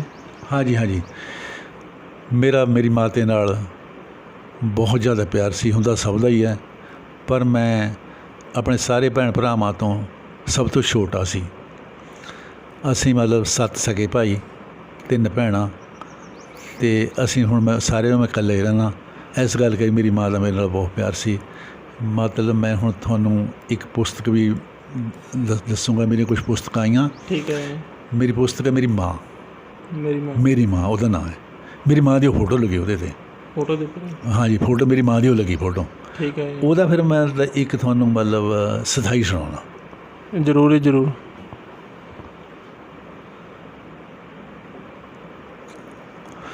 ਸੁੰਨੀ ਸੁੰਨੀ ਲੱਗਦੀ ਦੁਨੀਆ, ਜਦ ਤੁਰ ਜਾਵਣ ਮਾਮਾ, ਬੱਚਿਆਂ ਦੇ ਸਿਰੋਂ ਉੱਠ ਜਾਣ ਲੋਕੋ, ਮਾਮਾ ਨਾਲੇ ਸ਼ਾਮਾਂ। ਬੀਤੇ ਪਲ ਮੈਨੂੰ ਪਲ ਪਲ ਚੇਤੇ ਆਉਂਦੇ, ਹੋ ਜਾਏ ਦੀਦਾਰ ਕਿਤੇ ਨੈਣ ਮੇਰੇ ਚਾਹੁੰਦੇ। ਮੈਨੂੰ ਕਿੰਨੇ ਨਾਮ ਲੈ ਕੇ ਉਹ ਬੁਲਾਉਂਦੀ ਹੁੰਦੀ ਸੀ, ਫੁੱਲਾਂ ਵਾਂਗੂ ਰੱਖਿਆ ਹਮੇਸ਼ਾ ਮੇਰੀ ਮਾਂ ਨੇ ਮੈਨੂੰ, ਚੁੰਮ ਚੁੰਮ ਸੀਨੇ ਨਾਲ ਲਾਉਂਦੀ ਹੁੰਦੀ ਸੀ। ਫੁੱਲਾਂ ਵਾਂਗੂ ਰੱਖਿਆ ਹਮੇਸ਼ਾ ਮੇਰੀ ਮਾਂ ਨੇ ਮੈਨੂੰ, ਚੁੰਮ ਚੁੰਮ ਸੀਨੇ ਨਾਲ ਲਾਉਂਦੀ ਹੁੰਦੀ ਸੀ। ਕਿੰਨੇ ਵਰੇ ਬੀਤ ਗਏ ਨਜ਼ਰ ਕਿਤੇ ਆਈ ਨਾ, ਮਾਂ ਦੇ ਮਿੱਠੇ ਬੋਲ ਦਿੱਤੇ ਕਦੇ ਵੀ ਸੁਣਾਈ ਨਾ। ਲੱਖ ਮੈਂ ਭੁਲਾਵਾਂ ਉਹ ਭੁੱਲਦੀਆਂ ਘੜੀਆਂ ਨਾ, ਬਾਤਾਂ ਜਦੋਂ ਰਾਤਾਂ ਨੂੰ ਸੁਣਾਉਂਦੀ ਹੁੰਦੀ ਸੀ। ਫੁੱਲਾਂ ਵਾਂਗੂ ਰੱਖਿਆ ਹਮੇਸ਼ਾ ਮੇਰੀ ਮਾਂ ਨੇ ਮੈਨੂੰ, ਚੁੰਮ ਚੁੰਮ ਸੀਨੇ ਨਾਲ ਲਾਉਂਦੀ ਹੁੰਦੀ ਸੀ। ਇੱਕ ਅੰਤਰਾ 62 ਦੀ ਜੰਗ 'ਚ ਮੇਰੇ ਗੋਲੀ ਵੱਜੀ ਸੀ। ਠੀਕ ਹੈ। ਅਤੇ ਮੈਂ ਆਪਣੀ ਮਾਂ ਨੂੰ ਯਾਦ ਕੀਤਾ ਵੀ ਸੱਚੇ ਪਾਤਸ਼ਾਹ ਉਹਦੀ ਸੇਵਾ ਕਰਨੀ ਚਾਹੁੰਦਾ, ਜ਼ਿੰਦਗੀ ਬਖਸ਼ ਦਿਓ। ਮੈਂ 90 ਮੀਲ ਤੁਰ ਕੇ ਸਫ਼ਰ ਕੀਤਾ, ਮੇਰਾ ਕੱਖ ਨਹੀਂ ਵਿਗੜਿਆ, ਬਿਲਕੁਲ ਤੁਹਾਡੇ ਸਾਹਮਣੇ ਬੈਠਾ। ਇੱਕ ਆਖਰੀ ਅੰਤਰਾ ਜੀ। ਇੱਕ ਵਾਰੀ ਘੇਰਾ ਮੈਨੂੰ ਮੌਤ ਨੇ ਸੀ ਪਾ ਲਿਆ, ਪਰ ਮੈਨੂੰ ਮਾਂ ਦੀਆਂ ਦੁਆਵਾਂ ਨੇ ਬਚਾ ਲਿਆ। ਇੱਕ ਵਾਰੀ ਘੇਰਾ ਮੈਨੂੰ ਮੌਤ ਨੇ ਸੀ ਪਾ ਲਿਆ, ਪਰ ਮੈਨੂੰ ਮਾਂ ਦੀਆਂ ਦੁਆਵਾਂ ਨੇ ਬਚਾ ਲਿਆ। ਦੱਸਦੇ ਨੇ ਲੋਕ ਉਸ ਔਖੀ ਘੜੀ ਵੇਲੇ, ਮਾਤਾ ਪਲ ਪਲ ਰੱਬ ਨੂੰ ਧਿਆਉਂਦੀ ਹੁੰਦੀ ਸੀ। ਫੁੱਲਾਂ ਵਾਂਗੂ ਰੱਖਿਆ ਹਮੇਸ਼ਾ ਮੇਰੀ ਮਾਂ ਨੇ ਮੈਨੂੰ, ਚੁੰਮ ਚੁੰਮ ਸੀਨੇ ਨਾਲ ਲਾਉਂਦੀ ਹੁੰਦੀ ਸੀ। ਫੁੱਲਾਂ ਵਾਂਗੂ ਰੱਖਿਆ ਹਮੇਸ਼ਾ ਮੇਰੀ ਮਾਂ ਨੇ ਮੈਨੂੰ, ਚੁੰਮ ਚੁੰਮ ਸੀਨੇ ਨਾਲ ਲਾਉਂਦੀ ਹੁੰਦੀ ਸੀ। ਆਖਰੀ ਅੰਤਰਾ ਜੀ। ਠੀਕ ਹੈ। ਖਾ ਪੈਣ ਚੰਗਾ ਤੈਥੋਂ ਕੁਝ ਵੀ ਲਕਾਉਣਾ ਨਾ, ਕਹਿੰਦੀ ਪਰ ਪੁੱਤਰਾ ਅੜਾਂਬਾ ਕੋਈ ਲਿਆਉਣਾ ਨਾ। ਖਾ ਪੈਣ ਚੰਗਾ ਤੈਥੋਂ ਕੁਝ ਵੀ ਲਕਾਉਣਾ ਨਾ, ਕਹਿੰਦੀ ਪਰ ਪੁੱਤਰਾ ਅੜਾਂਬਾ ਕੋਈ ਲਿਆਉਣਾ ਨਾ। ਧੀਆਂ ਭੈਣਾਂ ਹੁੰਦੀਆਂ ਨੇ ਸਭ ਦੀਆਂ ਸਾਂਝੀਆਂ, ਕੱਲੇ ਨੂੰ ਬਿਠਾ ਕੇ ਸਮਝਾਉਂਦੀ ਹੁੰਦੀ ਸੀ। ਫੁੱਲਾਂ ਵਾਂਗੂ ਰੱਖਿਆ ਹਮੇਸ਼ਾ ਮੇਰੀ ਮਾਂ ਨੇ ਮੈਨੂੰ, ਚੁੰਮ ਚੁੰਮ ਸੀਨੇ ਨਾਲ ਲਾਉਂਦੀ ਹੁੰਦੀ ਸੀ। ਫੁੱਲਾਂ ਵਾਂਗੂ ਰੱਖਿਆ ਹਮੇਸ਼ਾ ਮੇਰੀ ਮਾਂ ਨੇ ਮੈਨੂੰ, ਚੁੰਮ ਚੁੰਮ ਸੀਨੇ ਨਾਲ ਲਾਉਂਦੀ ਹੁੰਦੀ ਸੀ। ਬਹੁਤ ਕੁਝ ਲਿਖਿਆ। ਜਿੱਦਾਂ 1962 ਦੇ ਵਿੱਚ ਜਦੋਂ ਗੋਲੀ ਲੱਗੀ ਸੀ, ਤੁਸੀਂ 90 ਮੀਲ ਦਾ ਰਸਤਾ ਤੈਅ ਕਿੱਦਾਂ ਕੀਤਾ? ਇਸ ਤਰ੍ਹਾਂ ਗੱਲ ਸੀ, ਆਪਣੇ ਦੇਸ਼ ਦੇ ਜਿਹੜੇ ਲੀਡਰ ਸੀ ਜਵਾਹਰ ਲਾਲ ਨਹਿਰੂ ਜੀ ਅਤੇ ਹੋਰ, ਉਹ ਕਹਿੰਦੇ ਹੁੰਦੇ ਹਿੰਦੀ ਚੀਨੀ ਭਾਈ ਭਾਈ, ਹਾਂਜੀ, ਵੀ ਸਾਡੀ ਉਹਨਾਂ ਨਾਲ ਜੰਗ ਨਹੀਂ ਲੱਗੂਗੀ। ਗੱਲ ਇਸ ਤਰ੍ਹਾਂ ਵੀ ਚੀਨ ਵਾਲੇ ਆਪਣੀ ਤਿਆਰੀ ਕਰਦੇ ਰਹੇ, ਆਪਣੇ ਬਿਲਕੁਲ ਐਂ ਰਹੇ ਵੀ ਲੜਾਈ ਤਾਂ ਲੱਗਣੀ, ਉਹੀ ਭਰੋਸਾ ਰਿਹਾ ਉਹਨਾਂ ਨੂੰ। ਨੋਰਮਲ, ਹਾਂਜੀ, ਇਹ ਜਿਵੇਂ ਸ਼ੁਰੂ ਹੋਈ ਹੈ, ਸ਼ੋਰਟ ਦੱਸਦਾ ਤੁਹਾਨੂੰ ਗੱਲ। ਠੀਕ ਹੈ। ਉਹਨਾਂ ਨੇ ਕੀ ਕੀਤਾ, ਆਪਣਾ ਬੰਦਾ ਮਤਲਬ ਜਿਵੇਂ ਚਿੱਠੀਆਂ ਲੈ ਕੇ ਜਾਂਦਾ ਸੀ, ਉੱਧਰ ਦੇ ਫੌਜੀ ਚਿੱਠੀਆਂ ਲਿਆਉਂਦਾ ਹੁੰਦਾ ਸੀ, ਇੱਕ ਦਿਨ ਉਹ ਬੰਦਾ ਰੋਕ ਦਿੱਤਾ ਉਹਨਾਂ ਨੇ ਆਪਣੀ ਤਿਆਰੀ ਕਰਕੇ। ਠੀਕ ਹੈ। ਕਹਿੰਦੇ ਕਹਾਂ ਜਾ ਰਹੇ ਹੈ? ਉਹ ਕਹਿੰਦਾ ਮੈਂ ਚਿੱਠੀਆਂ ਲੈ ਕੇ ਜਾ ਰਹੇ, ਚਿੱਠੀਆਂ ਲੈਣ। ਨਹੀਂ ਅੱਜ ਨਹੀਂ ਜਾਣਾ। ਚਲੋ ਇਹ ਗੱਲ 'ਤੇ ਰੌਲਾ ਪੈ ਗਿਆ, ਸਾਰੇ ਹੁਸ਼ਿਆਰ ਹੋ ਗਏ, ਬਾਰਡਰ ਦੋ ਫੌਜਾਂ ਲੱਗ ਗਈਆਂ। ਅਸੀਂ ਛੁੱਟੀ ਕੱਟ ਕੇ ਰਹੇ ਸੀ ਜਿਸ ਵੇਲੇ, ਅਸੀਂ ਉਦੋਂ ਗੜਬੜ ਹੋਈ ਨੂੰ 10 ਕੁ ਦਿਨ ਹੋਏ ਸੀ, ਅਸੀਂ ਉੱਥੇ ਪਹੁੰਚ ਗਏ। ਸਾਡਾ ਅਤੇ ਚੀਨ ਦਾ ਫਰਕ ਸਿਰਫ 35 ਗਜ ਦਾ ਸੀ, ਕਿ 25 ਗਜ ਪਾਣੀ ਦਾ ਨਾਲਾ ਲੰਘਦਾ ਸੀ, ਉੱਧਰ ਉਹ ਇੱਧਰ ਅਸੀਂ ਆਮੋ ਸਾਹਮਣੇ। ਇਹ ਫੈਰ ਫੂਰ ਤਾਂ ਹੁੰਦੇ ਰਹਿੰਦੇ ਸੀ, ਬਲ ਸਾਡੇ ਜਦ ਉੱਥੇ ਅਸੀਂ ਪਹੁੰਚ ਗਏ ਉਦੋਂ ਵੀ ਕਾਫੀ ਫੈਰ ਫੂਰ ਕਈ ਦਿਨ ਰਹੇ। 20 ਅਕਤੂਬਰ 1962 ਨੂੰ ਉਹਨਾਂ ਨੇ ਕੀ ਕੀਤਾ, ਸਵੇਰੇ ਇੱਕ ਇਸ਼ਾਰਾ ਪਿਸਟਲ ਦਾ, ਫੈਰ ਵਾਲਾ ਨਹੀਂ, ਇਸ਼ਾਰਾ ਜਿਵੇਂ ਲਾਲ ਉਹਨਾਂ ਇਸ਼ਾਰਾ ਹੁੰਦਾ, ਸਾਈਨ ਹੁੰਦਾ ਜਿਹੜਾ, ਹਾਂਜੀ, ਉਹਨਾਂ ਨੇ ਕਿਹਾ, ਉਹਨਾਂ ਨੇ 5 ਵਜੇ ਪੂਰੇ 5 ਵਜੇ ਉਹਨਾਂ ਨੇ ਇਸ਼ਾਰਾ ਕਰਿਆ, ਪੂਰੇ ਬਾਰਡਰ 'ਤੇ ਫੈਰ ਖੁੱਲ੍ਹ ਗਿਆ।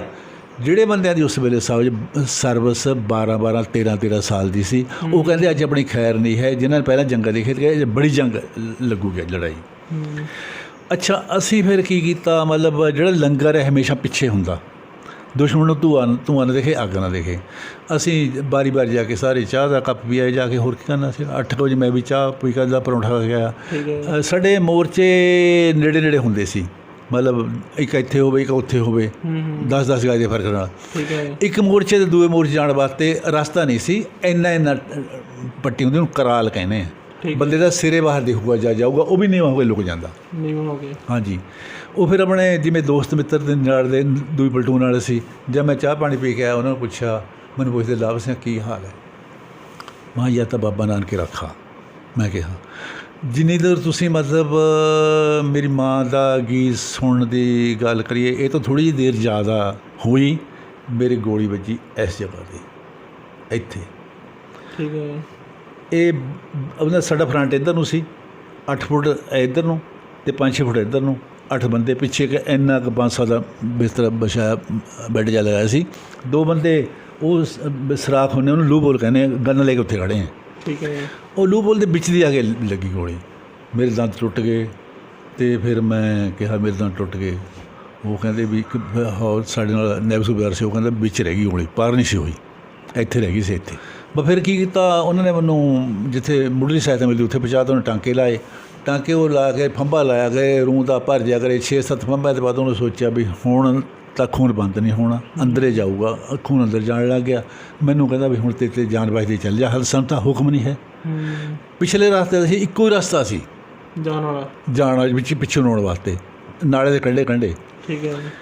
ਉਹ ਫਿਰ 3 ਕਿਲੋਮੀਟਰ ਤੱਕ ਉਨਾ ਹੀ ਫਰਕ ਸੀ, ਅਤੇ ਮੈਂ ਚੱਲ ਪਿਆ। ਇੱਕ ਜਗ੍ਹਾ ਜਦ ਮੈਂ ਹਲ 300-400 ਵਜ ਗਿਆ, ਇੱਕ ਜਗ੍ਹਾ ਇਹੀ ਜਾਈ, ਦੋਨਾਂ ਪਾਸੇ ਕੋਈ ਨਾ ਦਰੱਖਤ ਨਾ ਪਹਾੜ। ਉਹਨੇ 5-6 ਮੇਰੇ ਗੋਲੀਆਂ ਹੋਰ ਮਾਰੀਆਂ, ਮੇਰੇ ਗੋਲੀ ਕੋਈ ਨਾ ਵੱਜੀ। ਮੈਂ ਭੱਜ ਕੇ ਪੱਥਰੋਲੇ ਹੋ ਗਿਆ। ਪੱਥਰੋਲੇ ਹੋ ਕੇ ਇਹ ਦੁਆ ਕੀਤੀ ਬਾਬਾ ਨਾਨਕ ਜੀ, ਇੱਕ ਮੇਰੀ ਮਾਤਾ, ਇੱਕ ਮੇਰਾ ਭਰਾ ਦਿਮਾਗ 'ਤੇ ਐਪਸੈਟ ਸੀ, ਕਿ ਮੈਂ ਤੋਂ ਕਾਫੀ ਵੱਡਾ ਸੀ, ਵੀ ਇਹਦੀ ਸੇਵਾ ਕਰਨੀ ਚਾਹੁੰਦਾ।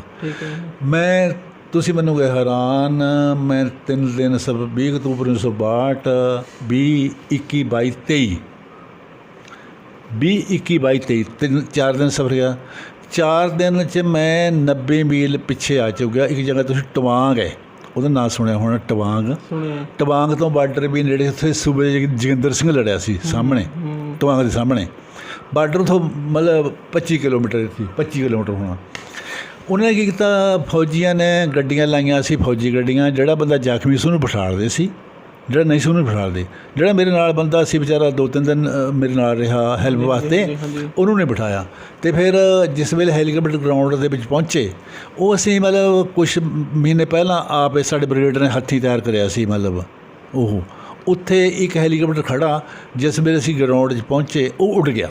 ਉੜ ਗਿਆ। ਹਾਂ, ਉਹਦੇ ਬਾਅਦ 15 ਮਿੰਟ ਦੂਜਾ ਉਹ 'ਚ ਬੈਠ ਕੇ ਫਿਰ ਮੈਂ ਪਿੱਛੇ ਆਇਆ। ਮੈਂ ਇੱਕ ਜਗ੍ਹਾ ਅਸਾਮ 'ਚ ਦਰੰਗਾ, ਉੱਥੇ ਹੈਲੀਕਾਪਟਰ ਰੁਕਿਆ। ਹੁਣ ਡਾਕਟਰ ਨੇ ਦੇਖਿਆ ਕਰਕੇ ਵੀ ਗੋਲੀ ਹੈਗੀ ਇਹਦੇ ਵਿੱਚ ਹੈ, ਵੀ ਸੀਰੀਅਸ ਹੈ ਕੰਮ। ਅਤੇ ਫਿਰ ਉਹਨਾਂ ਨੇ ਉਸ ਵੇਲੇ ਤੇਜਪੁਰ ਵੱਡੇ ਜਹਾਜ਼ 'ਤੇ ਭੇਜਤਾ, ਤੇਜਪੁਰ ਹਸਪਤਾਲ 'ਚ ਸ਼ਾਮ ਨੂੰ। ਤੇਜਪੁਰ ਆਪਣਾ ਹਿੰਦੁਸਤਾਨ ਦਾ ਆਖਰੀ ਸਟੇਸ਼ਨ ਹੈ ਅਸਾਮ 'ਚ। ਉੱਥੇ ਮਤਲਬ 23 ਨੂੰ ਪਹੁੰਚਿਆ, 24 ਨੂੰ ਰਿਹਾ, 25 ਨੂੰ ਉਹਨਾਂ ਮੈਨੂੰ ਸ਼ਿਲਾਂਗ ਭੇਜਤਾ। ਸ਼ਿਲਾਂਗ ਫਿਰ ਮਤਲਬ ਕਹਿੰਦੇ ਆਪਾਂ ਸੁਣਦੇ ਹਾਂ ਵੀ ਜ਼ਹਿਰ ਚੜ੍ਹ ਜਾਂਦੀ ਹੈ ਗੋਲੀ ਦੀ। ਮਤਲਬ 20 ਅਕਤੂਬਰ ਦੀ ਗੋਲੀ ਵੱਜੀ ਵੀ 8 ਨਵੰਬਰ ਨੂੰ ਕੱਢੀ। 11 ਦਿਨ ਇੱਕ ਹੋ ਗਏ, 12 ਦਿਨ ਹੋ ਗਏ, 12 ਦਿਨ 8 20 ਦਿਨ ਬਾਅਦ ਗੋਲੀ ਕੱਢੀ। ਮਤਲਬ ਕੱਖ ਨਹੀਂ ਵਿਗੜਿਆ। ਰਾਤ ਨੂੰ ਮਤਲਬ ਜਦ ਸਫ਼ਰ ਕਰਦੇ ਸੌਂਦੇ ਵੀ ਨੀਂਦ ਵੀ ਆਉਂਦੀ ਰਹੀ ਹੈ। ਖਾ ਨਹੀਂ ਕੁਛ ਹੋਇਆ ਕਿਉਂਕਿ ਇੱਥੇ ਫੰਬਾ ਦਿੱਤਾ ਵਾ ਸੀ, ਖੂਨ ਵਗਦਾ ਸੀ। ਅਤੇ ਫਿਰ ਜਦ ਗੋਲੀ ਕੱਢੀ ਉਹਨਾਂ ਨੇ ਅੰਦਰ 'ਤੇ ਮਤਲਬ ਘੱਟੋ ਘੱਟ 200 ਗ੍ਰਾਮ ਖੂਨ ਜਮਿਆ ਹੋਇਆ ਕੱਢਿਆ ਮਤਲਬ ਅੰਦਰੋਂ। ਹਾਂਜੀ। ਪਰਮਾਤਮਾ ਦੀ ਮਿਹਰ ਸੀ। ਇੱਕ ਤੁਸੀਂ ਆਪਣੀ ਮਤਲਬ ਕਿ ਜੋ ਕੀਤੀ ਸੀ ਅਰਦਾਸ, ਉਹ ਤੁਹਾਡੀ ਅਰਦਾਸ ਪੂਰੀ ਹੋ ਗਈ, ਪਰਮਾਤਮਾ ਨੇ ਸੁਣ ਲਈ, ਅਰਦਾਸ ਪੂਰੀ ਸੁਣ ਲਈ। ਬਿਲਕੁਲ ਸੁਣ ਲਈ ਜੀ। ਉਹ ਤੋਂ ਬਾਅਦ ਮਤਲਬ ਮੇਰਾ ਵੈਸੇ ਪਹਿਲੇ ਮਤਲਬ ਮਾਂ ਦੀ ਸਿੱਖਿਆ ਕਰਕੇ ਮੇਰਾ ਤਾਂ ਸੁਭਾਅ ਬਹੁਤ ਠੀਕ ਰਿਹਾ, ਪਰ ਉਦੋਂ ਤੋਂ ਬਾਅਦ ਤਾਂ ਮਤਲਬ ਬਿਲਕੁਲ ਜੇ ਕੋਈ ਮੈਨੂੰ ਬੋਲੇ ਮੈਂ ਕੁਛ ਨਹੀਂ, ਮਤਲਬ ਮੈਂ ਤਾਂ ਥਾਣੇ ਵੀ ਨਹੀਂ ਕਦੇ ਗਿਆ ਹੈ। ਇਸ ਤਰ੍ਹਾਂ ਸੀ ਮਤਲਬ। ਨਹੀਂ, ਬਹੁਤ ਚੰਗੀ ਗੱਲ ਹੈ ਜੀ। ਅਤੇ ਜਿੱਦਾਂ ਕਿ ਤੁਸੀਂ ਇੱਕ ਹੋਰ ਅੰਤਰਾ ਇਸ ਦੇ ਨਾਲ ਲਿਖਿਆ ਸੀਗਾ, ਉਹ ਵੀ ਥੋੜ੍ਹਾ ਜਿਹਾ ਦਰਸ਼ਕਾਂ ਨੂੰ ਸੁਣਾਉਣਾ। ਇਹ ਸਿੱਖਿਆ ਦਿੱਤੀ ਵੀ ਹੈ, ਜਿਹੜੇ ਪੁੱਤਰ ਮਾਂ ਬਾਪ ਤੋਂ ਧੱਕੇ ਨਾਲ ਮਤਲਬ ਚੀਜ਼ਾਂ ਲੈਂਦੇ ਆ ਅਤੇ ਆ ਫਿਰ ਬੰਦੇ ਕਈ ਬਿਨਾਂ ਗੱਲ ਤੋਂ ਲੜਾਈਆਂ ਕਰ ਲੈਂਦੇ ਆ। ਇਹਦੇ ਇੱਕ ਸ਼ੇਰ ਹੈ ਜੀ ਪਹਿਲਾਂ। ਠੀਕ ਹੈ। ਬੰਦਾ ਗੁੱਸੇ 'ਚ ਆਇਆ ਸੋਚਦਾ ਨਾ, ਫਿਰ ਵਕਤ ਨੂੰ ਕਰਦਾ ਯਾਦ ਲੋਕੋ। ਖਾਧਾ ਔਲੇ ਦਾ ਕਿਹਾ ਸਿਆਣਿਆਂ ਦਾ, ਬਾਅਦ ਵਿੱਚ ਹੈ ਆਉਂਦਾ ਸਵਾਦ ਲੋਕੋ। ਘਰ ਆਪਣਾ ਵੇਖੀਏ ਜੀ, ਕਿਸੇ ਦੀ ਰੀਸ ਕਦੇ ਨਾ ਕਰੀਏ। ਸਿਰ ਕਰਜ਼ੇ ਚੜ੍ਹ ਜਾਂਦੇ ਲੋਕੋ, ਬੁਰੇ ਸਮਾਂ 'ਤੇ ਡਰੀਏ। ਸਿਰ ਕਰਜ਼ੇ ਚੜ੍ਹ ਜਾਂਦੇ ਲੋਕੋ, ਬੁਰੇ ਸਮੇਂ ਤੋਂ ਡਰੀਏ। ਜਿਹੜੇ ਸੋਚ ਕੇ ਚੱਲਦੇ ਨੇ ਉਹ ਸਦਾ ਸੁੱਖਾਂ ਵਿੱਚ ਰਹਿੰਦੇ। ਗੱਲਾਂ ਪੱਲੇ ਬੰਨ ਲਈਏ ਸਿਆਣੇ ਲੋਕ ਸੋਚ ਕੇ ਕਹਿੰਦੇ। ਗੱਲਾਂ ਪੱਲੇ ਬੰਨ ਲਈਏ ਸਿਆਣੇ ਲੋਕ ਸੋਚ ਕੇ ਕਹਿੰਦੇ। ਗੱਲ ਉਹਨਾਂ ਮੁੰਡਿਆਂ ਦੀ ਜਿਹੜੇ ਖਰਚਦੇ ਵਾਧੂ ਕਰਦੇ। ਹੋਵੇ ਅਸਰ ਉਹਨਾਂ 'ਤੇ ਨਾ ਬਹਿ ਕੇ ਨਿਤ ਸਮਝਾਉਂਦੇ ਕਰਦੇ। ਵਧੀਆ ਸੂਟ ਬੂਟ ਅੜ ਕੇ ਮੋਟਰਸਾਈਕਲ ਫੋਨ ਉਹ ਲੈਂਦੇ। ਗੱਲਾਂ ਪੱਲੇ ਬੰਨ ਲਈਏ ਸਿਆਣੇ ਲੋਕ ਸੋਚ ਕੇ ਕਹਿੰਦੇ। ਗੱਲਾਂ ਪੱਲੇ ਬੰਨ ਲਈਏ ਸਿਆਣੇ ਲੋਕ ਸੋਚ ਕੇ ਕਹਿੰਦੇ। ਜਮਾ ਗੱਲ ਮਾਮੂਲੀ ਤੋਂ ਦੋ ਧੜਿਆਂ 'ਚ ਹੋਣ ਲੜਾਈਆਂ। ਦਫਾ 26 ਲੱਗ ਜਾਵੇ ਲੱਗਦੀਆਂ ਕੇਸਾਂ ਉੱਤੇ ਕਮਾਈਆਂ। ਪਾਸਾ ਸਾਖ ਵੀ ਵੱਟ ਜਾਂਦੇ ਜਦ ਚੱਕਰ ਕਸੂਤੇ ਪੈਂਦੇ। ਪਾਸਾ ਸਾਖ ਵੀ ਵੱਟ ਜਾਂਦੇ ਜਦ ਚੱਕਰ ਕਸੂਤੇ ਪੈਂਦੇ। ਗੱਲਾਂ ਪੱਲੇ ਬੰਨ ਲਈਏ ਸਿਆਣੇ ਲੋਕ ਸੋਚ ਕੇ ਕਹਿੰਦੇ। ਗੱਲਾਂ ਪੱਲੇ ਬੰਨ ਲਈਏ ਸਿਆਣੇ ਲੋਕ ਸੋਚ ਕੇ ਕਹਿੰਦੇ। ਇਹ ਜੋ ਵੀ ਤੁਸੀਂ ਹੁਣ ਸੁਣਾਇਆ ਇਹ ਮਤਲਬ ਕਿ ਸੱਚੀਆਂ ਗੱਲਾਂ ਨੇ। ਇਹ ਮਤਲਬ ਕਿ ਅੱਜ ਦੇ ਟਾਈਮ ਦੇ ਵਿੱਚ ਹੋ ਰਹੀਆਂ ਨੇ। ਹਾਂਜੀ ਹਾਂਜੀ, ਬਿਲਕੁਲ ਸੱਚੀਆਂ ਜੀ। ਇਹ ਕੀ ਹੈ, ਮਰਜ਼ੀ ਕਰਦੇ ਹੈ ਜਿਹੜੇ ਬੱਚੇ ਆ ਉਹਨਾਂ ਦਾ ਫਰਜ਼ ਇਹ ਬਣਦਾ ਵੀ ਦੇਖੋ ਵੀ ਸਾਡੇ ਜਿਹੜੇ ਮਾਂ ਬਾਪ ਹੈ ਇਹ ਕਿੰਨੀ ਗੁੰਜਾਇਸ਼ ਹੈ, ਕਿੰਨੀ ਕੁ ਆਮਦਨ ਹੈ। ਇਹ ਉਹ ਕਹਿੰਦੇ ਵੀ ਤੁਹਾਨੂੰ ਆਮਦਨ ਹੈ ਚਾਹੇ ਨਹੀਂ ਹੈ, ਅਸੀਂ ਤਾਂ ਆਹ ਚੀਜ਼ ਲੈਣੀ ਹੈ। ਉਹ ਫਿਰ ਮਾਂ ਬਾਪ ਵਿਚਾਰੇ ਕੁਛ ਕਹਿ ਵੀ ਨਹੀਂ ਸਕਦੇ ਉਹਨਾਂ ਨੂੰ। ਹਾਂਜੀ, ਉਹ ਤਾਂ ਹੈ। ਠੀਕ ਹੈ ਨੇ, ਉਹ ਮਜਬੂਰ ਹੈ ਕਿਉਂਕਿ ਅੱਜ ਕੱਲ੍ਹ ਮੁੰਡੇ ਹਰਖਦੇ ਮਾਰੇ ਤੁਹਾਨੂੰ ਪਤਾ ਜੇ ਕਿਸੇ ਚੀਜ਼ ਨਾ ਲੈ ਕੇ ਦਿੱਤੀ ਪਤਾ ਨਹੀਂ ਕੀ ਕੁਛ ਕਰ ਸਕਦੇ ਕਰ ਲੈਂਦੇ। ਇਸ ਕਰਕੇ ਮਾਂ ਬਾਪ। ਅਤੇ ਆਪ ਜੀ ਦਾ ਵਿਆਹ ਕਦੋਂ ਹੋਇਆ? ਸਾਡਾ ਵਿਆਹ 1973 ਵਿੱਚ ਹੋਇਆ ਸੀ। ਠੀਕ ਹੈ। ਮੇਰੀ ਮਿਸਿਸ ਹਰਪਾਲ ਕੌਰ। ਪਰ ਦਾਤੇ ਨੂੰ ਜੋ ਮਨਜ਼ੂਰ ਸੀ ਉਹੀ ਹੁੰਦਾ। ਸਾਡੇ ਮਤਲਬ ਕੋਈ ਬੱਚਾ ਨਹੀਂ ਹੋਇਆ ਹੈਗਾ ਅਤੇ ਕੋਸ਼ਿਸ਼ ਵੀ ਕੀਤੀ ਪਰ ਭਾਣੇ ਦੇ ਵਿੱਚ ਰਾਜੀ ਹਾਂ ਵੀ ਚੱਲ ਕੋਈ ਗੱਲ ਨਹੀਂ, ਜੋ ਤੈਨੂੰ ਮਨਜ਼ੂਰ ਹੈ ਸਾਨੂੰ ਮਨਜ਼ੂਰ ਹੈ। ਹੁਣ ਅਸੀਂ ਆਪਣਾ ਟਾਈਮ ਪਾਸ ਕਰਨ ਵਾਸਤੇ ਮੇਰਾ ਭਾਣਜਾ ਰੱਖਿਆ ਕੋਲ। ਉਹ ਪੁਲਿਸ ਨੌਕਰੀ ਕਰਦਾ, ਸਬ ਇੰਸਪੈਕਟਰ ਹੈ, ਬਣਨ ਵਾਲਾ ਸਬ ਇੰਸਪੈਕਟਰ। ਠੀਕ ਹੈ ਜੀ। ਅਤੇ ਉਹਦੇ 2 ਬੱਚੇ ਹੈ, ਕੁੜੀ ਕੈਨੇਡਾ 'ਚ ਰਹਿੰਦੀ ਹੈ ਅਤੇ ਬੱਚਾ ਇੱਥੇ ਹੀ ਹੈ। 6 ਫੁੱਟ ਕਰਦੇ, ਮਤਲਬ ਉਹਦੇ ਸਾਰੇ ਵਧੀਆ ਟਾਈਮ ਲੰਘਦਾ। ਬਾਕੀ ਅਸੀਂ ਮਿਲ ਜੁਲ ਕੇ ਰਹਿੰਦੇ ਹਾਂ ਆਪਸ ਵਿੱਚ, ਦੋਨੋਂ ਜੀਵ ਪਿਆਰ ਸਤਿਕਾਰ ਰਹਿੰਦੇ ਹਾਂ। ਕਦੇ ਕੋਈ ਗੱਲ ਖਿਆਲ ਹੀ ਨਹੀਂ ਆਇਆ ਹੈ। ਔਰ ਮਹਾਰਾਜ ਦੀ ਰਜ਼ਾ ਵਿੱਚ ਰਹਿੰਦੇ ਹਾਂ, ਜੋ ਮਨਜ਼ੂਰ ਹੈ ਠੀਕ ਹੈ। ਅਤੇ ਤੁਹਾਡੀ ਹੁਣ 78 ਸਾਲ ਦੀ ਉਮਰ ਹੋ ਚੁੱਕੀ ਹੈ। ਨਹੀਂ ਬਸ ਕੋਈ ਖਵਾਇਸ਼ ਹੋਵੇ? ਬੰਦਾ ਵੈਸੇ ਮਨ ਤਾਂ ਭੜਕਾਉਂਦਾ ਰਹਿੰਦਾ। ਨਹੀਂ, ਮੈਂ ਕਹਿੰਦਾ ਵੀ ਮੈਂ ਜੋ ਕੁਛ ਕਰ ਲਿਆ, ਕਲਾ ਦੇ ਖੇਤਰ 'ਚ ਵੀ ਕਰ ਲਿਆ, ਬਾਕੀ ਲੋਕਾਂ ਨਾਲ ਮੇਲ ਜੋਲ ਵੀ ਹੈਗਾ, ਫਿਲਮਾਂ 'ਚ ਵੀ ਕੰਮ ਵੀ ਕਰ ਲਿਆ, ਠੀਕ ਹੈ ਕਿ ਨਹੀਂ। ਬਾਕੀ ਰਚਨਾਵਾਂ ਬਥੇਰੀਆਂ ਲਿਖ ਲਈਆਂ, ਪੁਸਤਕਾਂ ਵੀ ਲਿਖ ਲਈਆਂ, ਠੀਕ ਹੈ ਨੇ। ਬਸ ਕੋਈ ਮੈਂ ਸੰਤੁਸ਼ਟ ਹੈ ਜੀ, ਸੰਤੁਸ਼ਟ। ਠੀਕ ਹੈ ਜੀ, ਬਹੁਤ ਬਹੁਤ ਧੰਨਵਾਦ ਤੁਹਾਡਾ ਖੰਨਾ ਟਾਈਮਸ TV ਦੇ ਨਾਲ ਗੱਲਬਾਤ ਕਰਨ। ਖਾਲਸਾ ਵਾਹਿਗੁਰੂ ਜੀ ਕੀ ਫਤਿਹ।